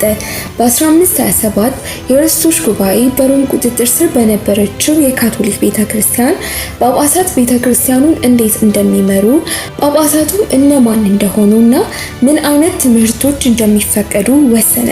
ሰውን በስዊድን ቤተክርስቲያን ጳጳሳትንና ካህናትን መሾም እንደሚችል፣ የቤተክርስቲያን ህብረትና ሀብት እሱ ቁጥጥር ስር እንደሚሆን፣ በእምነት ጉዳዮች የበላይነት ስልጣን ያለው ርዕሰ ሊቃነ ጳጳሳቱ ሳይሆን መጽሐፍ ቅዱስ እንደሆነ አወጀ። በዚህም ውሳኔ ሉትራኒዝም የስዊድን ኦፊሻል ስቴት ሪሊጅን ሆነ። ከስዊድን በመቀጠል የሉትራን እምነት ብዙም ሳይቆይ ዴንማርክ ደረሰ። በዘውድ ልዑል ክርስቲያን በሚተዳደሩት ደቡባዊ ግዛቶች ቀድሞውኑ እየተስፋፋ ነበር። ንጉስ ፍሬድሪክ ቀዳማዊ 1533 ሲሞቱ መኳንንቱና ቀሳውስቱ የፍሬድሪክ ልጅ ልዑል ክርስቲያን የታድሶ እንቅስቃሴ ስለሚደግፍ ሌላ እጩ መረጡ። ይህ አለመግባባት ወደ እርስ በእርስ ጦርነት አመራ። በመጨረሻም ክርስቲያን ሶስተኛ ድል አድራጊ በመሆን ዴንማርክን ሙሉ በሙሉ ተቆጣጠረ። በ1536 የሉትራን እምነት በይፋ የዴንማርክ መንግስት ኦፊሻል ስቴት ሪሊጅን እንደሆነ አወጀ። ወደ ጀርመን ስንመለስ በ1529 ለነበረው የኢምፔሪያል ዲት ዝግጅቷን ትጀምራለች። በዚህ ጊዜ አርክዱክ ፈርዲናንድ ከበፊቱ 3 ዓመት ከነበረው በበለጠ ጠንካራ አቋም ይዞ መጣ። የንጉሠ ነገሥታቱን ጦር በጣሊያን አዳዲስ ድሎችን ሲያስመዘግብ የፈረንሳይ ንጉስ ፍራንሲስ ቀዳማዊ ሰላም ለመፍጠር ዝግጁ ሆነው ታዩ። ከፈርዲናንድ ጠንካራ አቋማቸው አንዱ ሁሉም የታድሶ እንቅስቃሴዎች ተገቢ የቤተ ክርስቲያን ምክር ቤት እስኪካሄድ ድረስ መቆም እንዳለባቸውና በታድሶ አራማጆች የተወሰዱ የቤተ ክርስቲያን ንብረቶችና ቢሮዎች በሙሉ ወደ ካቶሊክ ቤተ ክርስቲያን መመለስ እንዳለባቸው አወጀ። ይህም በሉትራን መኳንንት ተቀባይነት ስላልነበረው ከዲት ወጥተው በይፋ ተቃውሟቸውን ያሰማሉ። በዚህም ተቃውሟቸው ፕሮቴስታንቶች የሚል ስያሜ ተሰጣቸው። ከወራት በኋላ የኦቶማን ቱርክ ሌላ ጥቃት ከፈተ። እናም ጀርመን እንደገና ሌላ ስጋት ገጠማት። በዚህም ጊዜ ንጉሠ ነገሥት ቻርልስ አምስተኛ ሌላ ኢምፔሪያል ዲት ለመጥራት ወሰኑ። ይህም የሮማ ግዛት ሀብቶቿን በውስጣዊ ግጭት ከማባከን ይልቅ በቱርክ ስጋት ላይ አንድ እንዲሆኑ ለማድረግ በተከፋፈሉ የጀርመን ግዛቶች መካከል ስምምነትን በመፍጠር ከዛንም አውሮፓ በቱርኮች ላይ አንድ ሆና እንድትቆም በካቶሊኮችና በሉትራን መካከል ሰላምን ማውረድ ነበር ግቡ። ሉትራኖችም ሰላምን ለመፍጠር ተስፋ አድርገው መጡ። የሉተር ታማኝ የቅርብ ወዳጅ የሆነው ፊሊፕ ሜላንክተን ገና በለጋ ዕድሜው ግሪከኛና ላቲን የተማረ በዘመኑ ካሉ ብሩህ አእምሮዎች አንዱ የሆነው ፊሊፕ ጥንቃቄ የተሞላ የእምነት መግለጫ የሆነውን የኦገስበርግ ኮንፌሽን የእምነት መከላከያ አቀረበ። ምንም እንኳን የሉተር ቃና ደፋርና ግጭትን የሚፈጥር ቢሆንም የሜላንክተን ቃና እርቅን የሚጠይቅና ምክንያታዊ ነበር። ይህም መለያየትን ከማባባስ ይልቅ ሰላምን ለማውረድ በትህትና ቃላት የተሞላ ነበር። ቻርልስ አምስተኛ ግን አሁንም ሰነዱ ተቀባይነት እንደሌለው አሳውቆ የካቶሊክ መኳንንት የተቃውሞ መግለጫ እንዲጽፉ አዘዘ። ይህም ከ6 ሳምንት በኋላ ተጠናቀቀ። ቻርልስ የሁለቱ ወገኖችንም ሲያነብ በካቶሊክና በፕሮቴስታንቶች መካከል እውነተኛ እርቅ የማይቻል መሆኑን ተገነዘበ። ይህም ባለመስማማት ተቋጨ። ሆኖም ቻርልስ በፕሮቴስታንቶች ላይ እርምጃ መውሰድ ባለመቻሉ የበለጠ ከባድ ስጋት ውስጥ ወደቀ። ፈረንሳይም ከኦቶማንስ ጋር ተባበረች። ግዛቱም ከምስራቅ ከምዕራብና ከሜዲትራኒያ ጥቃት ደረሰበት። በ1532 ቱርኮች እንደገና ወደ ቪየና ሲቀርቡ ፈርዲናንድ ከሉትራኖች ጋር ሰላም ለመፍጠር ተገደደ። በወታደራዊ እርዳታ ምትክ ጊዜያዊ የሃይማኖት ነፃነት ሰጣቸው። ሆኖም የሉትራን መኳንንት ይህ ሰላም ጊዜያዊ ብቻ እንደሆነ ብሎም አደጋው ካለፈ በኋላ የካቶሊክ ገዢዎች ፕሮቴስታንትን እንደገና ሊያጠቋቸው እንደሚችሉ በማሰብ በ1531 ራሳቸውን የሚከላከሉበትን ተባብረው በፊሊጶስ ኦፍ ሄስ እና በፍሬድሪክ ኦፍ ሳክሶኒ የሚመራ ሽማል ካልዲክ ሊግ የሚባል የመከላከያ ጥምረት ፈጠሩ። ሊጉም ብዙም ሳይቆይ ከዴንማርክ ድጋፍ በማግኘቱ በሚገባ ተደራጀ። በዚህም ጊዜ ሉትራኒዝም በሮም ግዛት ውስጥ አስተማማኝ ቦታ አገኙ። በ1519 ውልድሪሽ ዝዊንግሊ በዙሪክ እንደ ቄስ ስራውን ይጀምራል።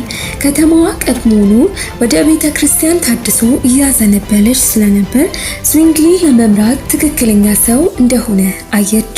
ዝዊንግሊ በሴንት ጋለን ካንተን የተወለደ ሲሆን ከማርቲን ሉተር ጋር ተመሳሳይ በሚባል እድሜ ክልል ነበር።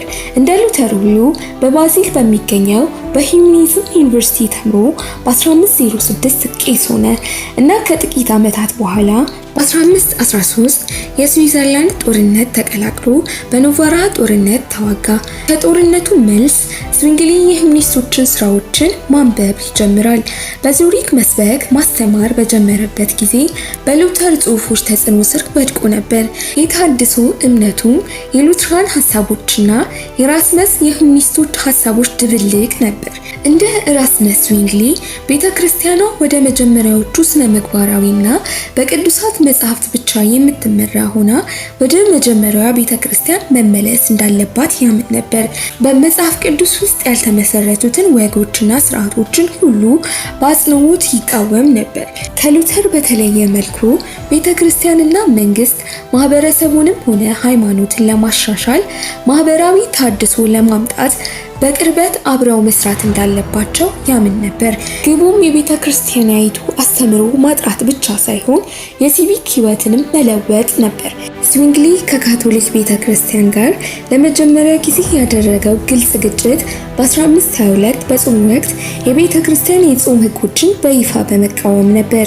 ይህ ቀላል ግጭት በዝዊንግሊና በካቶሊክ ቤተ ክርስቲያን መካከል ውጥረት እንዲፈጠር ምክንያት ስለሆነ የዙሪክ ከተማ ካውንስል ጣልቃ ይገባል። በ1523 በዝዊንግሊና በካቶሊክ ቀሳውስት ተወካዮች መካከል ህዝባዊ ክርክር አዘጋጁ። ዝዊንግሊ ትምህርቶችን መጽሐፍ ቅዱስን መሰረት በማድረግ ተሞክቶ በእሱ አሸናፊነት ተጠናቀቀ። ዝዊንግሊ መንፈሳዊ መሪና የከተማው የፖሊሲ አማካሪ በይፋ ሆነ። ከዚያም ብዙም ሳይቆይ ዝዊንግሊ 66 አንቀጾችን አሳተመ። ይህም መጽሐፍ ቅዱስ ብቸኛና ዋነኛ ባለስልጣን እንደሆነ፣ መዳን በእምነት ብቻ እንደሆነ፣ ክርስቶስ በእግዚአብሔርና በሰዎች መካከል ብቸኛው አስታራቂ መሆኑን የሚያጎሉ የተሐድሶ መርሆችን አጽንዖት የሚሰጥ ጽሑፎች ነበሩ። በዚህም በእርሱ አመራር የዙሪክ ከተማ ምክር ቤት በ1523 በይፋ ተሐድሶን አጽድቆ ፕሮቴስታንትን በሲቪክ ድንጋጌ የተቀበለች ከተማ አድርጓታል። በተጨማሪም የካቶሊክ ቅዳሴ ስርዓት ምትክ በስብከትና በመጽሐፍ ቅዱስ ንባብ ላይ በተመሰረቱ ቀላል አገልግሎቶች እንዲተካም አድርጓል። ብሎም ከሉተር በተለየ መልኩ ቅዱስ ቁርባን የክርስቶስ ሞት መታሰቢያ ብቻ እንደሆነና የክርስቶስ ስጋና ደም በህብስቱና በወይኑ ውስጥ እንደማይገኝ ትራንስብስቲሽን ሆነ ኮንስብስቲሽን የሚሉትን ውድቅ አደረገ። ከጊዜ በኋላ የከተማዋ ነዋሪዎችና የተማሩ የስዊዘርላንድ ሰሜናዊ ካኖኖች የዝዊንግሊን ትምህርቶች መቀበል ጀመሩ። በዚህም አዲስ ንቅናቄ ዝዊንግሊኒዝም በስዊዘርላንድ ኮንፌዴሬሽን ውስጥ መሰማራት ጀመረ። ቀድሞ የሉተር ተቃዋሚ ጆሃን ኤግ በስዊዘርላንድ እየጨመረ ከሚሄደው ከዝዊንግሊ ተጽዕኖ ራሳቸውን ለመከላከል 5 የካቶሊክ ካቶኖች ህብረት ፈጠረ። በተቃራኒው ደግሞ የዝዊንግሊ ተከታዮች ለራሳቸው ጥበቃ የበለጠ ትልቅ የፕሮቴስታንት ጥምረት አቋቋሙ። በዚህም ውጥረቱ የበለጠ ተባባሰ።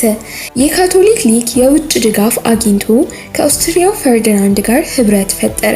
ሁለቱም ወገኖች ለጦርነት መንቀሳቀስ ጀመሩ። ነገር ግን ለተወሰነ ጊዜ ጦርነቱ በድርድር ይዘገያል። ዝዊንግሊም የፕሮቴስታንት ጥምረት ለማጠናከር ወደ ጀርመን ሉትራን መሳፍንት ዞረ።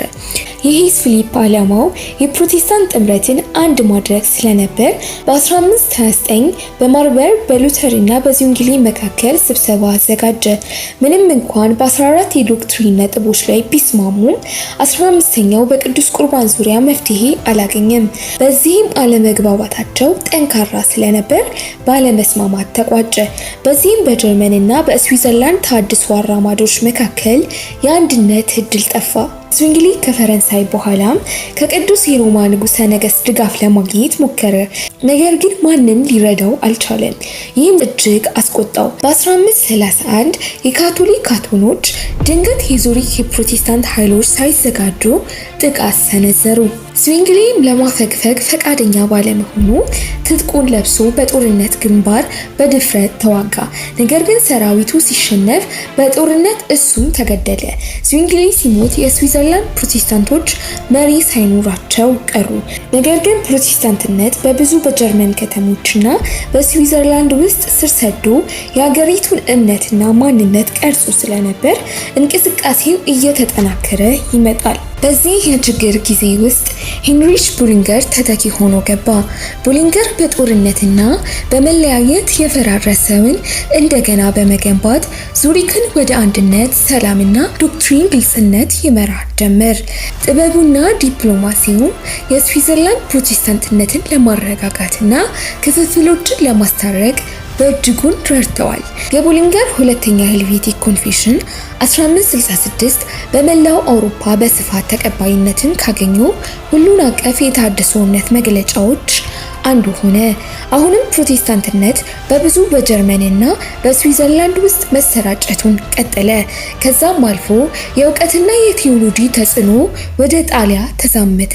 እዚያም በጣም አስደናቂ ከሆኑት የተሃድሶ አራማጆች አንዱ የሆነው በፍሎረንሰን የተወለደው ፒተር ማርደር ቨርሚጊል ነበር። ቨርሚጊል መጀመሪያ ላይ የካቶሊክ ምሁር የነበረ ሲሆን በመጽሐፍ ቅዱስና በቤተ ክርስቲያን ታሪክ ስር የሰደደ እውቀት ያለው ሲሆን ይህም የተሃድሶ ሀሳቦችን በስርዓት እንዲያስተዳድር ረድቶታል። በሁማኒስቶች ትምህርት፣ በአውግስጢኖስ ጽሑፍ ብሎም በዝዊንግሊ በሉተር ተጽዕኖ ስር ይወድቃል። ብዙም ሳይቆይ በዊተንበርግ የተጀመረው እሳት ልቡ ላይ ሲደርስ ባደረገው ጥናት ወደ ፕሮቴስታንትነት ይለወጣል። ነገር ግን በጣሊያን ውስጥ በዊተንበርግ የሉተር መዶሻ 95 ሂሰሶችን ከመቸንከሩ በፊት የተሃድሶ ጥሪ በጣሊያንም እያስተጋባ ነበር። ያም ድምፅ ከፌራሪ የመጣው የዶሚኒካን ቄስ የጂሮላሞ ሳቮናሮላ ነበር። ነገር ግን የተሃድሶ ሀሳብ በጣሊያን ብዙም ሳይስፋፋ ስልጣኗን የሚቃወም መነኩሴ ወዲያውኑ ከቤተ ክርስቲያን ኤክስኮሚኒኬት አደረገች። ብሎም በዛ ብቻ አልተወችም። በ1498 በፍሎረንሰን አደባባይ በእሳት አቃጠለችው። ታዲያ ከአንድ ትውልድ በኋላ ከዚያ የፍሎረንሰን ከተማ ፒተር ማርደር ቨርሚጊል ይነሳል። ቨርሚጊልም ልክ እንደ zwingli ተሃድሶ ከስነ መለኮት እውቀት ባሻገር ለክርስቲያናዊ ሕይወት ልምምድ ተግባራዊ ለማድረግ ራዕይ ነበረው። ቨርሚጊልም ወደ ፕሮቴስታንትነት ከተለወጠ በኋላ በጣሊያን የተሃድሶ እንቅስቃሴ ብዙም ሳይቆይ በኢንኩዊዚሽን ምክንያት ከጣሊያን ሸሽቶ በስዊዘርላንድና በኋላም በእንግሊዝ ሰፈረ። እንግሊዝ በሮቿን በንጉስ ኤድዋርድ 6ኛ ስር ከፈተችለት። በኤድዋርድ 6ኛ ዘመን የእንግሊዝን ተሃድሶ በመቅረጽ ረገድ ቁልፍ ሰው ሆነ። ቨርሚጊል በተለይ የጌታ እራት ዙሪያ ላይ በጥንቃቄ በማሳየቱ ይታወሳል። ይህም በቅዱስ ቁርባን ዙሪያ የዝዊንግሊ አቋምንና የሉተርን አቋም ሚዛናዊ ወይም መካከለኛ አቋም ያደረገ በሉትራናውያንና በዝዊንግሊያናውያን መካከል ያለውን ልዩነት ለማስታረቅ ሊረዳ የሚችል ጥልቅ ስለ መለኮታዊ አቋም ነበረው። አቋሙ በጆን ካልቪን ከፍተኛ ተጽዕኖ አሳድሯል። እናም በኋላም የአንጌሊካን ቅዱስ ቁርባን ስርዓትን ቀርጿል። ወደ ኋላ ስንመለስ በዙሪክ zwingli ሲነሳ አዲስ ጽንፈኛ ቡድን አናባፕቲስቶች የተባሉት ብቅ አሉ። እንደ ጀርመናዊ አቻዎቻቸውም ሁሉ ጥምቀት ለጨቅላ ህፃናት ሳይሆን ለአዋቂዎች መሆን አለበት ብለው የሚያምኑና በመጽሐፍ ቅዱስ ውስጥ እንደተገለጸው እንደ መጀመሪያዎቹ ክርስቲያኖች ቀላል፣ ንጹህና ከዓለማዊ ኃይል የተለየ ኑሮ እንኖራለን በሚል መርህ መንግስት ክፉ ነው ብለው ያምኑ ስለነበር ስለዚህ ግብር ለመክፈል በሰራዊት ውስጥ ለማገልገል ወይም የሲቪል ባለስልጣናትን ለመታዘዝ ፈቃደኛ የማይሆኑ ነበሩ። ይህም ከዝዊንግሊ ሀሳብ ጋር በእጅጉ የሚቃረን ነበር። በ1526 የዙሪክ ከተማ መሪዎች በዝዊንግሊ የተደገፈ ለአናባፕቲስቶች ከባድ ውሳኔ ይሰጣሉ። በዚህም ብዙ አናባፕቲስቶች ተገድለው የቀሩትም ደግሞ ከሞት ለማምለጥ ዙሪክን ሸሹ። እነዚህ በካቶሊኮችና በፕሮቴስታንቶች ስደት የደረሰባቸው አናባፕቲስቶች በሄዱበት ሁሉ እየታደኑ በአውሮፓ ተበተኑ። በጃኮብ ሁተር የሚመራ አንድ ቡድን በሞራቪያ ውስጥ ሰፈረ። ራሳቸውንም የመጀመሪያ ክርስቲያን ኮሙኒዝም አይነት አድርገው ስለሚያስቡ የጋራ ኑሮና ንብረት ነበራቸው። ጃኮብ ሁተር በመጨረሻ እንደ መናፍቅ ተይዞ በእሳት ሲቃጠል ሁትራይስቶች በመባል የሚታወቁት ተከታዮቹ በህይወት ተርፈው ከብዙ መቶ ዘመናት በኋላ በአሜሪካ መጠጊያ ያገኙ። ሌላው ደግሞ በሜልቺዮር ሆፍማን የሚመራው የአናባፕቲስቶች ቡድን ወደ ኔዘርላንድ ሸሹ። ሆፍማን የክርስቶስ ዳግም ምጽአት በቅርቡ በስታርስበርግ እንደሚሆን ትንቢት ብሎ ህዝቡን ያተራምሳል። በዚህም ትንቢቱ እርግጠኛ በመሆን ለመዘጋጀት ወደ ስታርስበርግ ያመራል። በምትኩ ተይዞ ይታሰራል። ሆፍማን ከታሰረ በኋላ ከተከታዮቹ አንዱ የሆነው ጃን ማቲስ የንቅናቄውን መሪነት በመያዝ እንቅስቃሴውን ያስቀጥላል። እሱም በተራው አዲስ መገለጥ አየው ብሎ የክርስቶስ ዳግም ምጽአት ጀርመን ሙንስተር ከተማ እንደሚከሰት ያስታውቃል። በዚህም ማቲስና ተከታዮቹ ወደ ሙንስተር አመሩ። ከተማውንም በመቆጣጠር የአዋቂዎችን ጥምቀት ለመቀበል ፈቃደኛ ያልሆኑትን ሁሉ አባረሩ። ከተማውንም ከተቆጣጠሩ በኋላ አዲሲቷ ኢየሩሳሌም በማለት የጥንት ቤተ ክርስቲያን ንጽሕና እንመልሳለን በሚል የጋራ ንብረት ባለቤትነትን አወጁ። በኋላም ተተኪው የላይደን ጆን ለአዲሱ ስርዓት ፖሊጋማ ወይም ከአንድ በላይ ሚስት የማግባትን ስርዓት አስጀመረ። ከሙንስተር የተባረሩ ጽንፈኛው ቡድንና የሙንስተር ጳጳሳት በአቅራቢያው ካሉ መኳንንት ድጋፍ አግኝተው ሌላ የገበሬ አመፅ በማፍራት ከተማዋን ከበቡ። ሙንስተርም ከአንድ ዓመት በላይ በረሃብና በጦርነት ከቆየ በኋላ አናባፕቲስቶች ተጨፍጭፈው በመጨረሻ በ1535 ሙንስተር ወደቀ። በኔዘርላንድ ውስጥ የቀሩት አናባፕቲስቶች በኋላ በሜኖ ሲሞንስ መሪነት እንደገና ተደራጁ። ሜኖ ሲሞንስም ሁሉንም አይነት አመፅ ውድቅ አድርጎ ተከታዮቹን ወደ ሰላማዊና ስርዓታማ ህይወት መርቷቸዋል። ዘሮቻቸውም በኋላ ላይ ሜኖናውያንና አሚሽ በመባል ይታወቃሉ። በአናባፕቲስቶች ተጽዕኖ የተደረገበት ሌላኛው ቡድን ዩኒታሪያን ነበር። እምነታቸውም ከ5ኛ ክፍለ ዘመን የአሪያኒዝም ክርስቲያኖችና ከመካከለኛው ዘመን የኖስቲክ ንቅናቄዎች ጋር ተመሳሳይ ነበር።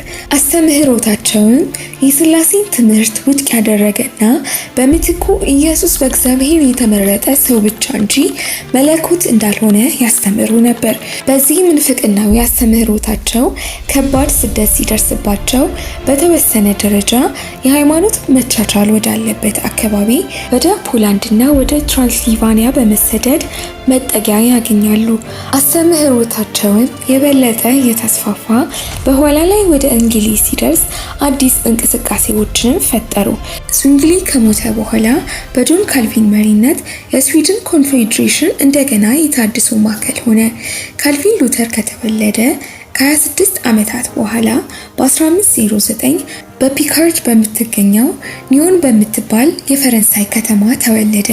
የሕግ ትምህርት ያጠና ሲሆን በፓሪስ ዩኒቨርሲቲ በነበረበት ጊዜ በሂዩማኒዝም ምሁራኖችና በፕሮቴስታንት አስተማሪዎች ተጽዕኖ ስር ይወድቃል። ቀስ በቀስም ወደ መንፈሳዊ ዓለም ይገባል። ከዛም በ1530ዎቹ አጋማሽ ላይ ካልቪን የፕሮቴስታንት እምነትን በይፋ ይቀበላል። በ1534 የፈረንሳይ ንጉስ ፍራንሲስ መልሶ ፕሮቴስታንቶችን ማሳደድ ጀመሩ። ይህም ካልቪን ወደ ስዊዘርላንድ ባዚል ከተማ እንዲሸሽ አስገድደው። እዚያም በትጋት የታደሱ ስራዎችን በማጥናት መጽሐፍ ይጀምራል። ከስራዎቹም ዘ ኢንስቲትዩሽንስ ኦፍ ክርስቲያን ሪሊጅን አንዱ ነው። ይህ ስለ እምነት፣ ስለ መዳንና ስለ እግዚአብሔር ሉዓላዊነት ያለውን ግንዛቤ በግልጽ ያብራራበት ስራው ነበር።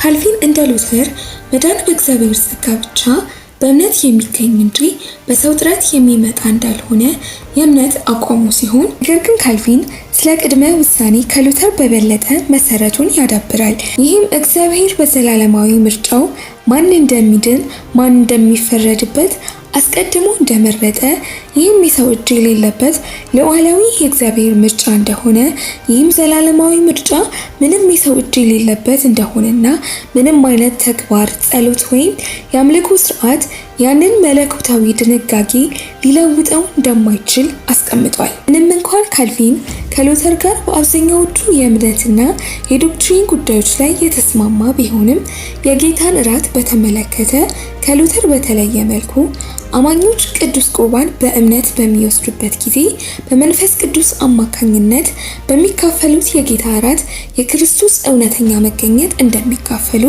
መካከለኛ አቋም ከነበረው የሄርሜኒክ አቋም የተደገፈ ነበር። 1536 ለጥናትና ለጽሑፍ ሕይወት እናም ለሌሎች እቅዶች ወደ ስትራስበርግ ጉዞ ይጀምራል። በጉዞ ላይ ቀድሞውኑ በታድሶ የተነቃቃች በነበረች ጄኔቫ ይቆያል። እዚያም ጄኔቫን ወደ ታድሶ ለማዞር ያለመታከት የሚሰራውን ዊሊያም ፍራልን ያገኛል። ፍራል የካልቪን ብሩህነትና ልቅናውን በመገንዘብ እንዲቆይና እንዲረዳው ለመነው። ካልቪን ቢያቅማማም ተስማማ። እነዚህም ሁለት ሰዎች አብረው ጄኔቫን የፕሮቴስታንትነት እምነትና ዲሲፕሊን ሞዴል ማድረግ ይጀምራሉ። እንደ ዝዊንግሊ ሁሉ ካልቪንም ቤተ ክርስቲያን ሆነ መንግስት በመጽሐፍ ቅዱስ ሙሉ በሙሉ የሚመራ ማህበረሰብና ስነ ምግባራዊና ማህበራዊ ታድሶ ለመፍጠር መትጋት ይጀምራል። ነገር ግን ይህ ለሲቪክ ነፃነታቸው ስጋት እንደሆነ አድርገው የሚመለከቱት ብዙ የጄኔቫ መኳንንትና ነጋዴዎች ተቃውሟቸውን ማሰማት ይጀምራሉ። በዚህም ካልቪን እና ዊሊያም ፍራል ጄኔቫን ለቀው እንዲወጡ ይጠየቃሉ። ካልቪን ከጄኔቫ ከተባረረ በኋላ በስትራስበርግ ግንባር ቀደም ታድሶ አራማጅ ከነበረው ማርቲን ቡሰር ግብዣ ይመጣለታል። የስትራስበርግ ከተማም በአውሮፓ ውስጥ ሉትራኒዝምን ከተቀበሉት የመጀመሪያዎቹ አንዷ ነበረች። ቡሰርም የሃይማኖት ሊቅና የሲቪክ ታድሶ አራማጅ ነበር። ቡሰር የታድሶ ከተማ እንዴት አምላካዊ ስርዓታማ ልትሆን እንደምትችል ለካልቪን ያለውን ራዕይ ገልጾ አሳየ። በ1541 ጄኔቫ በአንድ ወቅት ካልቪንን የገፋች ከተማ መልሳ መሪነቱን ናፍቃ እንዲመለስ ትጋብዘዋለች። ጥሪዋንም ተቀብሎ ወደ ጄኔቫ ከተመለሰ በኋላ በመጽሐፍ ቅዱሳዊ መርሆች ላይ የተመሰረተች ከተማ መገንባት ይጀምራል። እያደገ የመጣውን ተጽዕኖውን ለመቃወም ሲሞክሩ ካልቪንም እምነቱን በመሟገት እያሸነፈ በዚህም ተቺዎቹን ጸጥ ያሰኛቸዋል።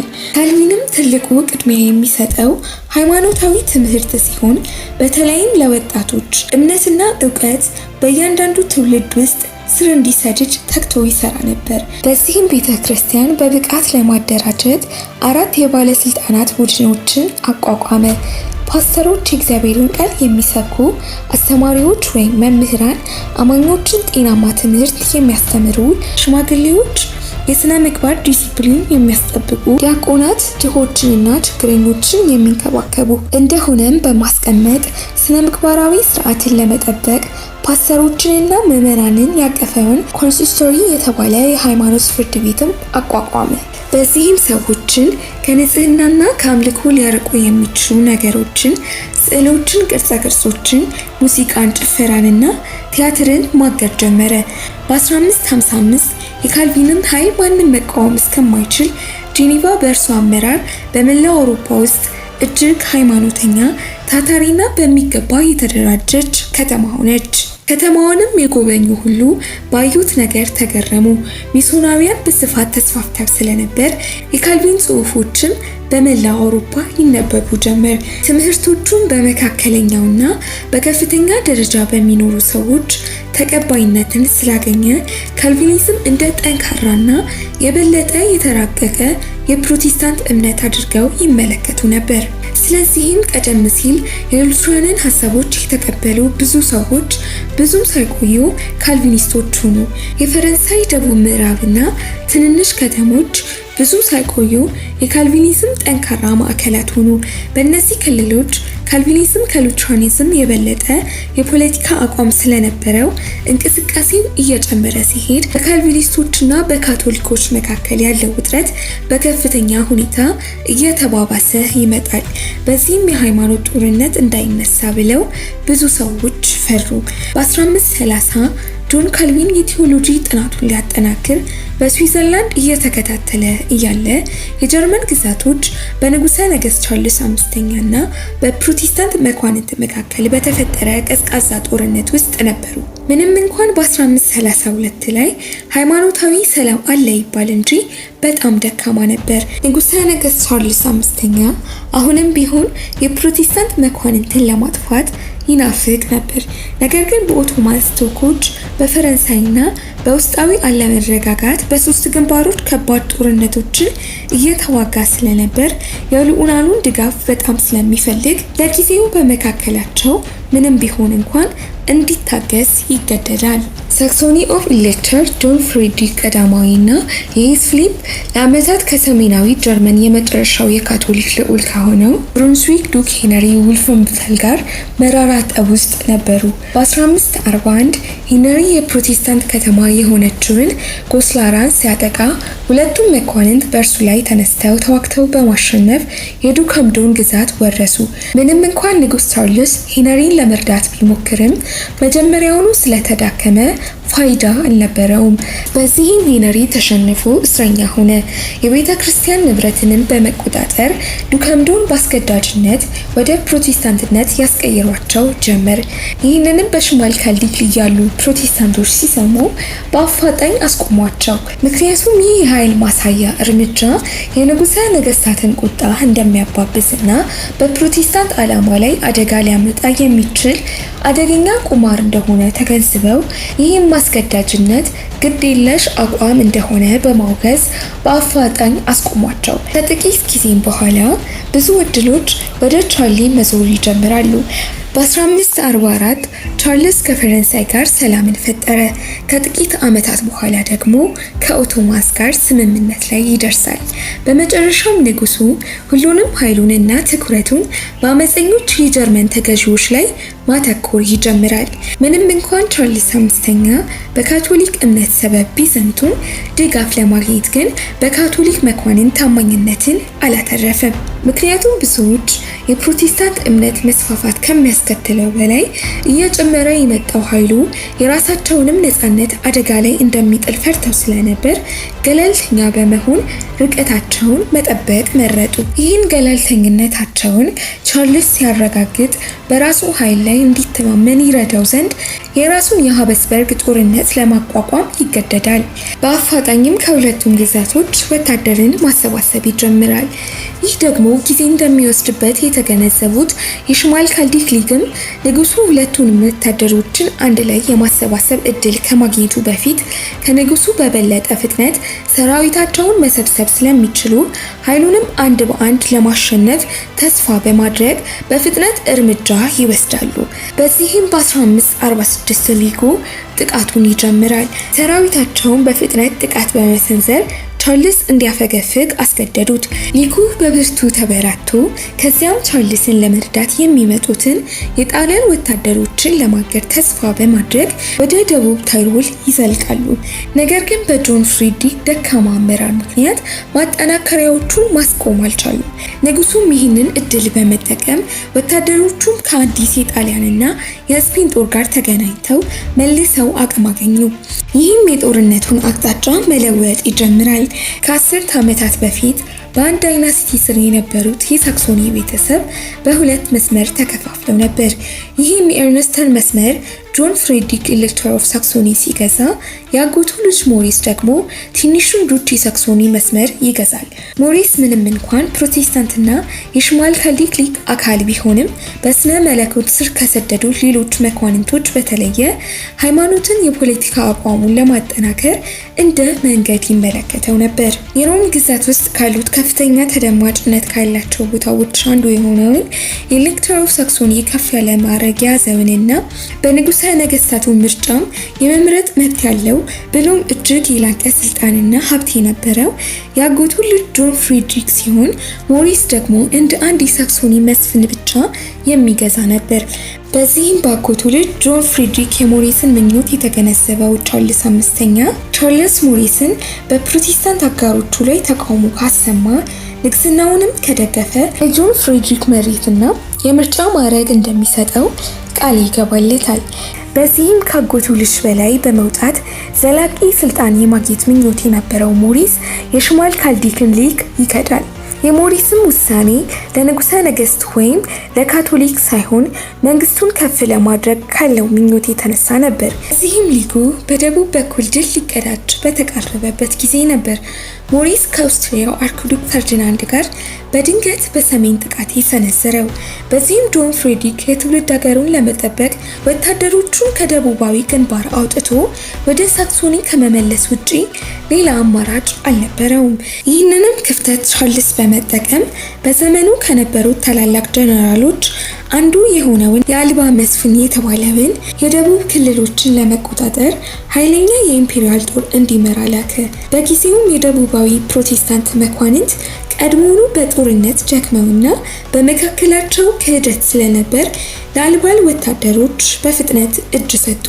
በሌላ በኩል ጆን ፍሬድሪክ በሳክሶኒ ውስጥ ያለውን ግዛት በተሳካ ሁኔታ ይከላከላል፣ ተጨማሪም ማጠናከሪያዎችን ይሰበስባል። በዚህም መሃል ደግሞ ሞሪስን እና ፈርዲናንድን ለማገድ የሰራዊቱ ክፍል ወደ ቦሄሚያ ለመላክ ሰራዊቱን ለመከፋፈል ይገደዳል። ይህም ደግሞ ተጋላጭ አደረገው። በዚህ መሃል ነበር በ1547 በአልባ መስፍን የሚመራው የሙህልበርግ ጦርነት ፕሮቴስታንቶችን በድንገት ያጠቃው። የጆን ፍሬድሪክ ወታደሮች ወደ ጀርመን ተልከው ስለነበር የአልባ ጦር 2-1 ይበልጠው ነበር። ውጤቱም ከባድ ሽንፈት ነበር። ጆን ፍሬድሪክ ተይዞ ታሰረ። ብዙም ሳይቆይ ደግሞ የሄስ ፊሊፕ አማራጭ ስላልነበረው እጅ ሰጠ። እዚህም የሽማል ካልዲክ ሊግ በፍጥነት ፈረሰ። በመጨረሻ ቻርልስ አምስተኛ አሸናፊ ሲሆን ለተወሰነ ጊዜ በጀርመን የነበረው የፕሮቴስታንት ዓላማ ሙሉ በሙሉ ተደምስሶ የጠፋ ቢመስልም እንኳን ንጉሱ ጀርባውን እንደሰጠ በተመሸገችው የፕሮቴስታንት ከተማ ማግደበርግ ተቃውሞ እንደገና መቀስቀስ ይጀምራል።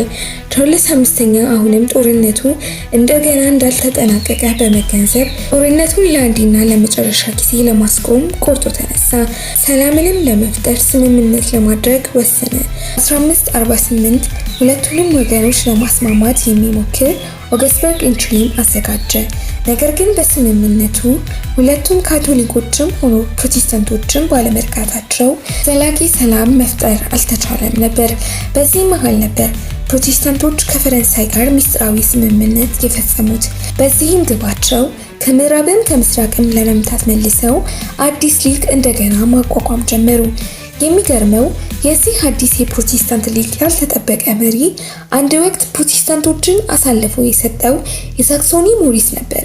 ምንም እንኳን ንጉሱ ሞሪስን የሳክሶኒ መራጭ በማድረግ የሾመው ቢሆንም በዚህ ረክቶ መቀመጥ ያልቻለው ሞሪስ ከልቡ ንጉሱን ከማገልገል ይልቅ ስለ ጀርመን ነፃነት የበለጠ ያሳስበው ጀመር። ጀርመንም ያለው ታማኝነት ለንጉሱ ካለው ታማኝነት የበለጠ ስለነበር በዚህም ቻርልስ በ1521 ለፈረንሳይ ጦር በራያን በኩል እየተዘጋጀ እያለ በሌላ በኩል በ1522 የጀርመን መኳንንት የራሳቸውን ጥቃት በታይሮን ላይ ከፈቱ።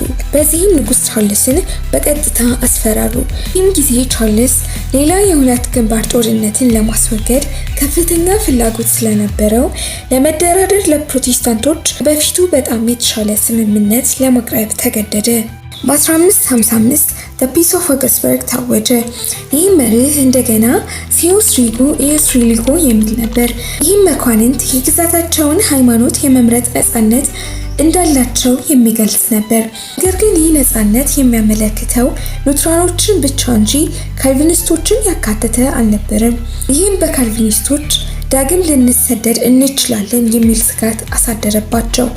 በ1564 ካልቪን ህመሙ ሲጠና ከጎኑ የቆመው ቴዎዶር ቤዛ የታመነ ጓደኛው ምሁርና ተተኪም ነበር። ቤዛ የካልቪንን ወንበር ብቻ ሳይሆን ተልእኮውንም ማስቀጠል ይጀምራል። ቤዛም ድንቅ የሁማኒዝምና የሃይማኖት ትምህርትን ያጠና ምሁር ነበር።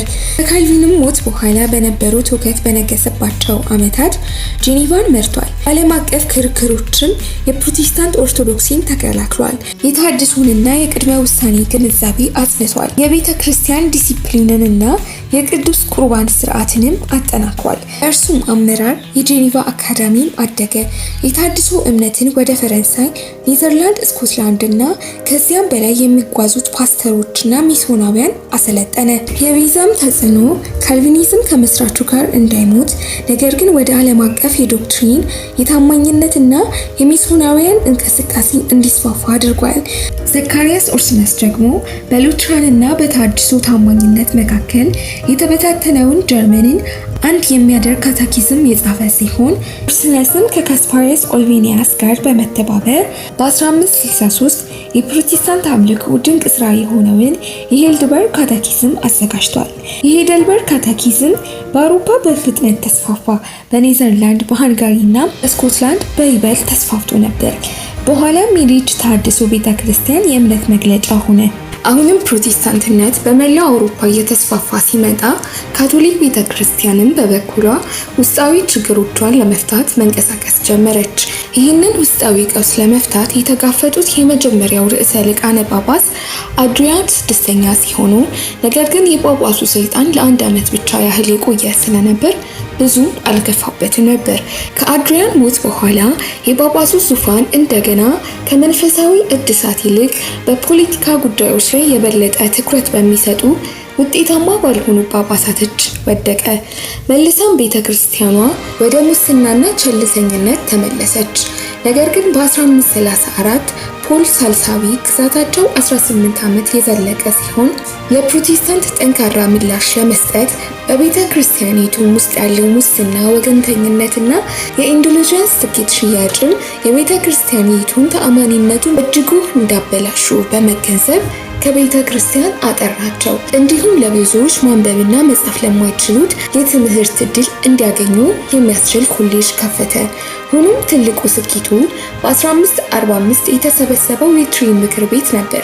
ይህም ከመላው አውሮፓ የተወጣጡት የጳጳሳት፣ የካርዲናሎችና የቴዎሎጂስቶች ታላቅ ጉባኤ 18 ዓመታትን የዘለቀ ሲሆን በካቶሊክ ታሪክ ውስጥ ትልቅ ምዕራፍ ሆነ። የትሪን ምክር ቤትም ካጸደቃቸው የቤተ ክርስቲያኗ የመጨረሻ ስልጣን ያለው መጽሐፍ ቅዱስ እንዳልሆነ ነገር ግን በሊቃነ ጳጳሳት በቤተ ክርስቲያን ምክር ቤቶች በቅዱስ ወግና በቅዱስ መጽሐፍትም ጭምር እንደሆነ የላቲን vulgate እትም የ5ኛው ክፍለ ዘመን ትርጉም የመጽሐፍ ቅዱስ ይፋዊ እትም እንደሆነ ቤተ ክርስቲያኗ ሰባቱን የቅዱስ ቁርባን ስርዓቶችን እንደምትቀበል መዳን የሚገኘው በእምነትና በመልካም ስራዎች እንደሆነ እንዲሁም ቀሳውስትና ጳጳሳት በምዕመናን ውስጥ ቅዱስና ከፍ ያሉ እንደሆኑ በተጨማሪም የቅዱስ ቁርባን እምነት መሰረት ትራንስአብስቴንሽን እንደሆነ አጽንተዋል። ይህም እንቅስቃሴ በመለያየት በተናወጠች ቤተክርስቲያን ውስጥ አንድነትን መልሷል። 1550ዎቹ ጀምሮ ካቶሊኮች፣ ሉትራኖችና ካልቪኒስቶች ሁሉም የራሳቸውን የእምነት መግለጫዎችን ያዙ። በዚህም ካቶሊክ የትሪን ካውንስል ስትከተል፣ ሉትራኖች በኦገስበርግ ኮንፌሽን ስር ሲመሩ፣ ካልቪኒስቶች ደግሞ በኢንስቲትዩሽንስ ኦፍ ክርስቲያን ሪሊጅን እና ኋላም በሄልቬቲክስ ኮንፌሽን ስር ይመሩ ጀመር። እያንዳንዱም ተቋም የየራሱን የእምነት ድንጋጌዎችን አጥብቆ መያዝ ጀመረ።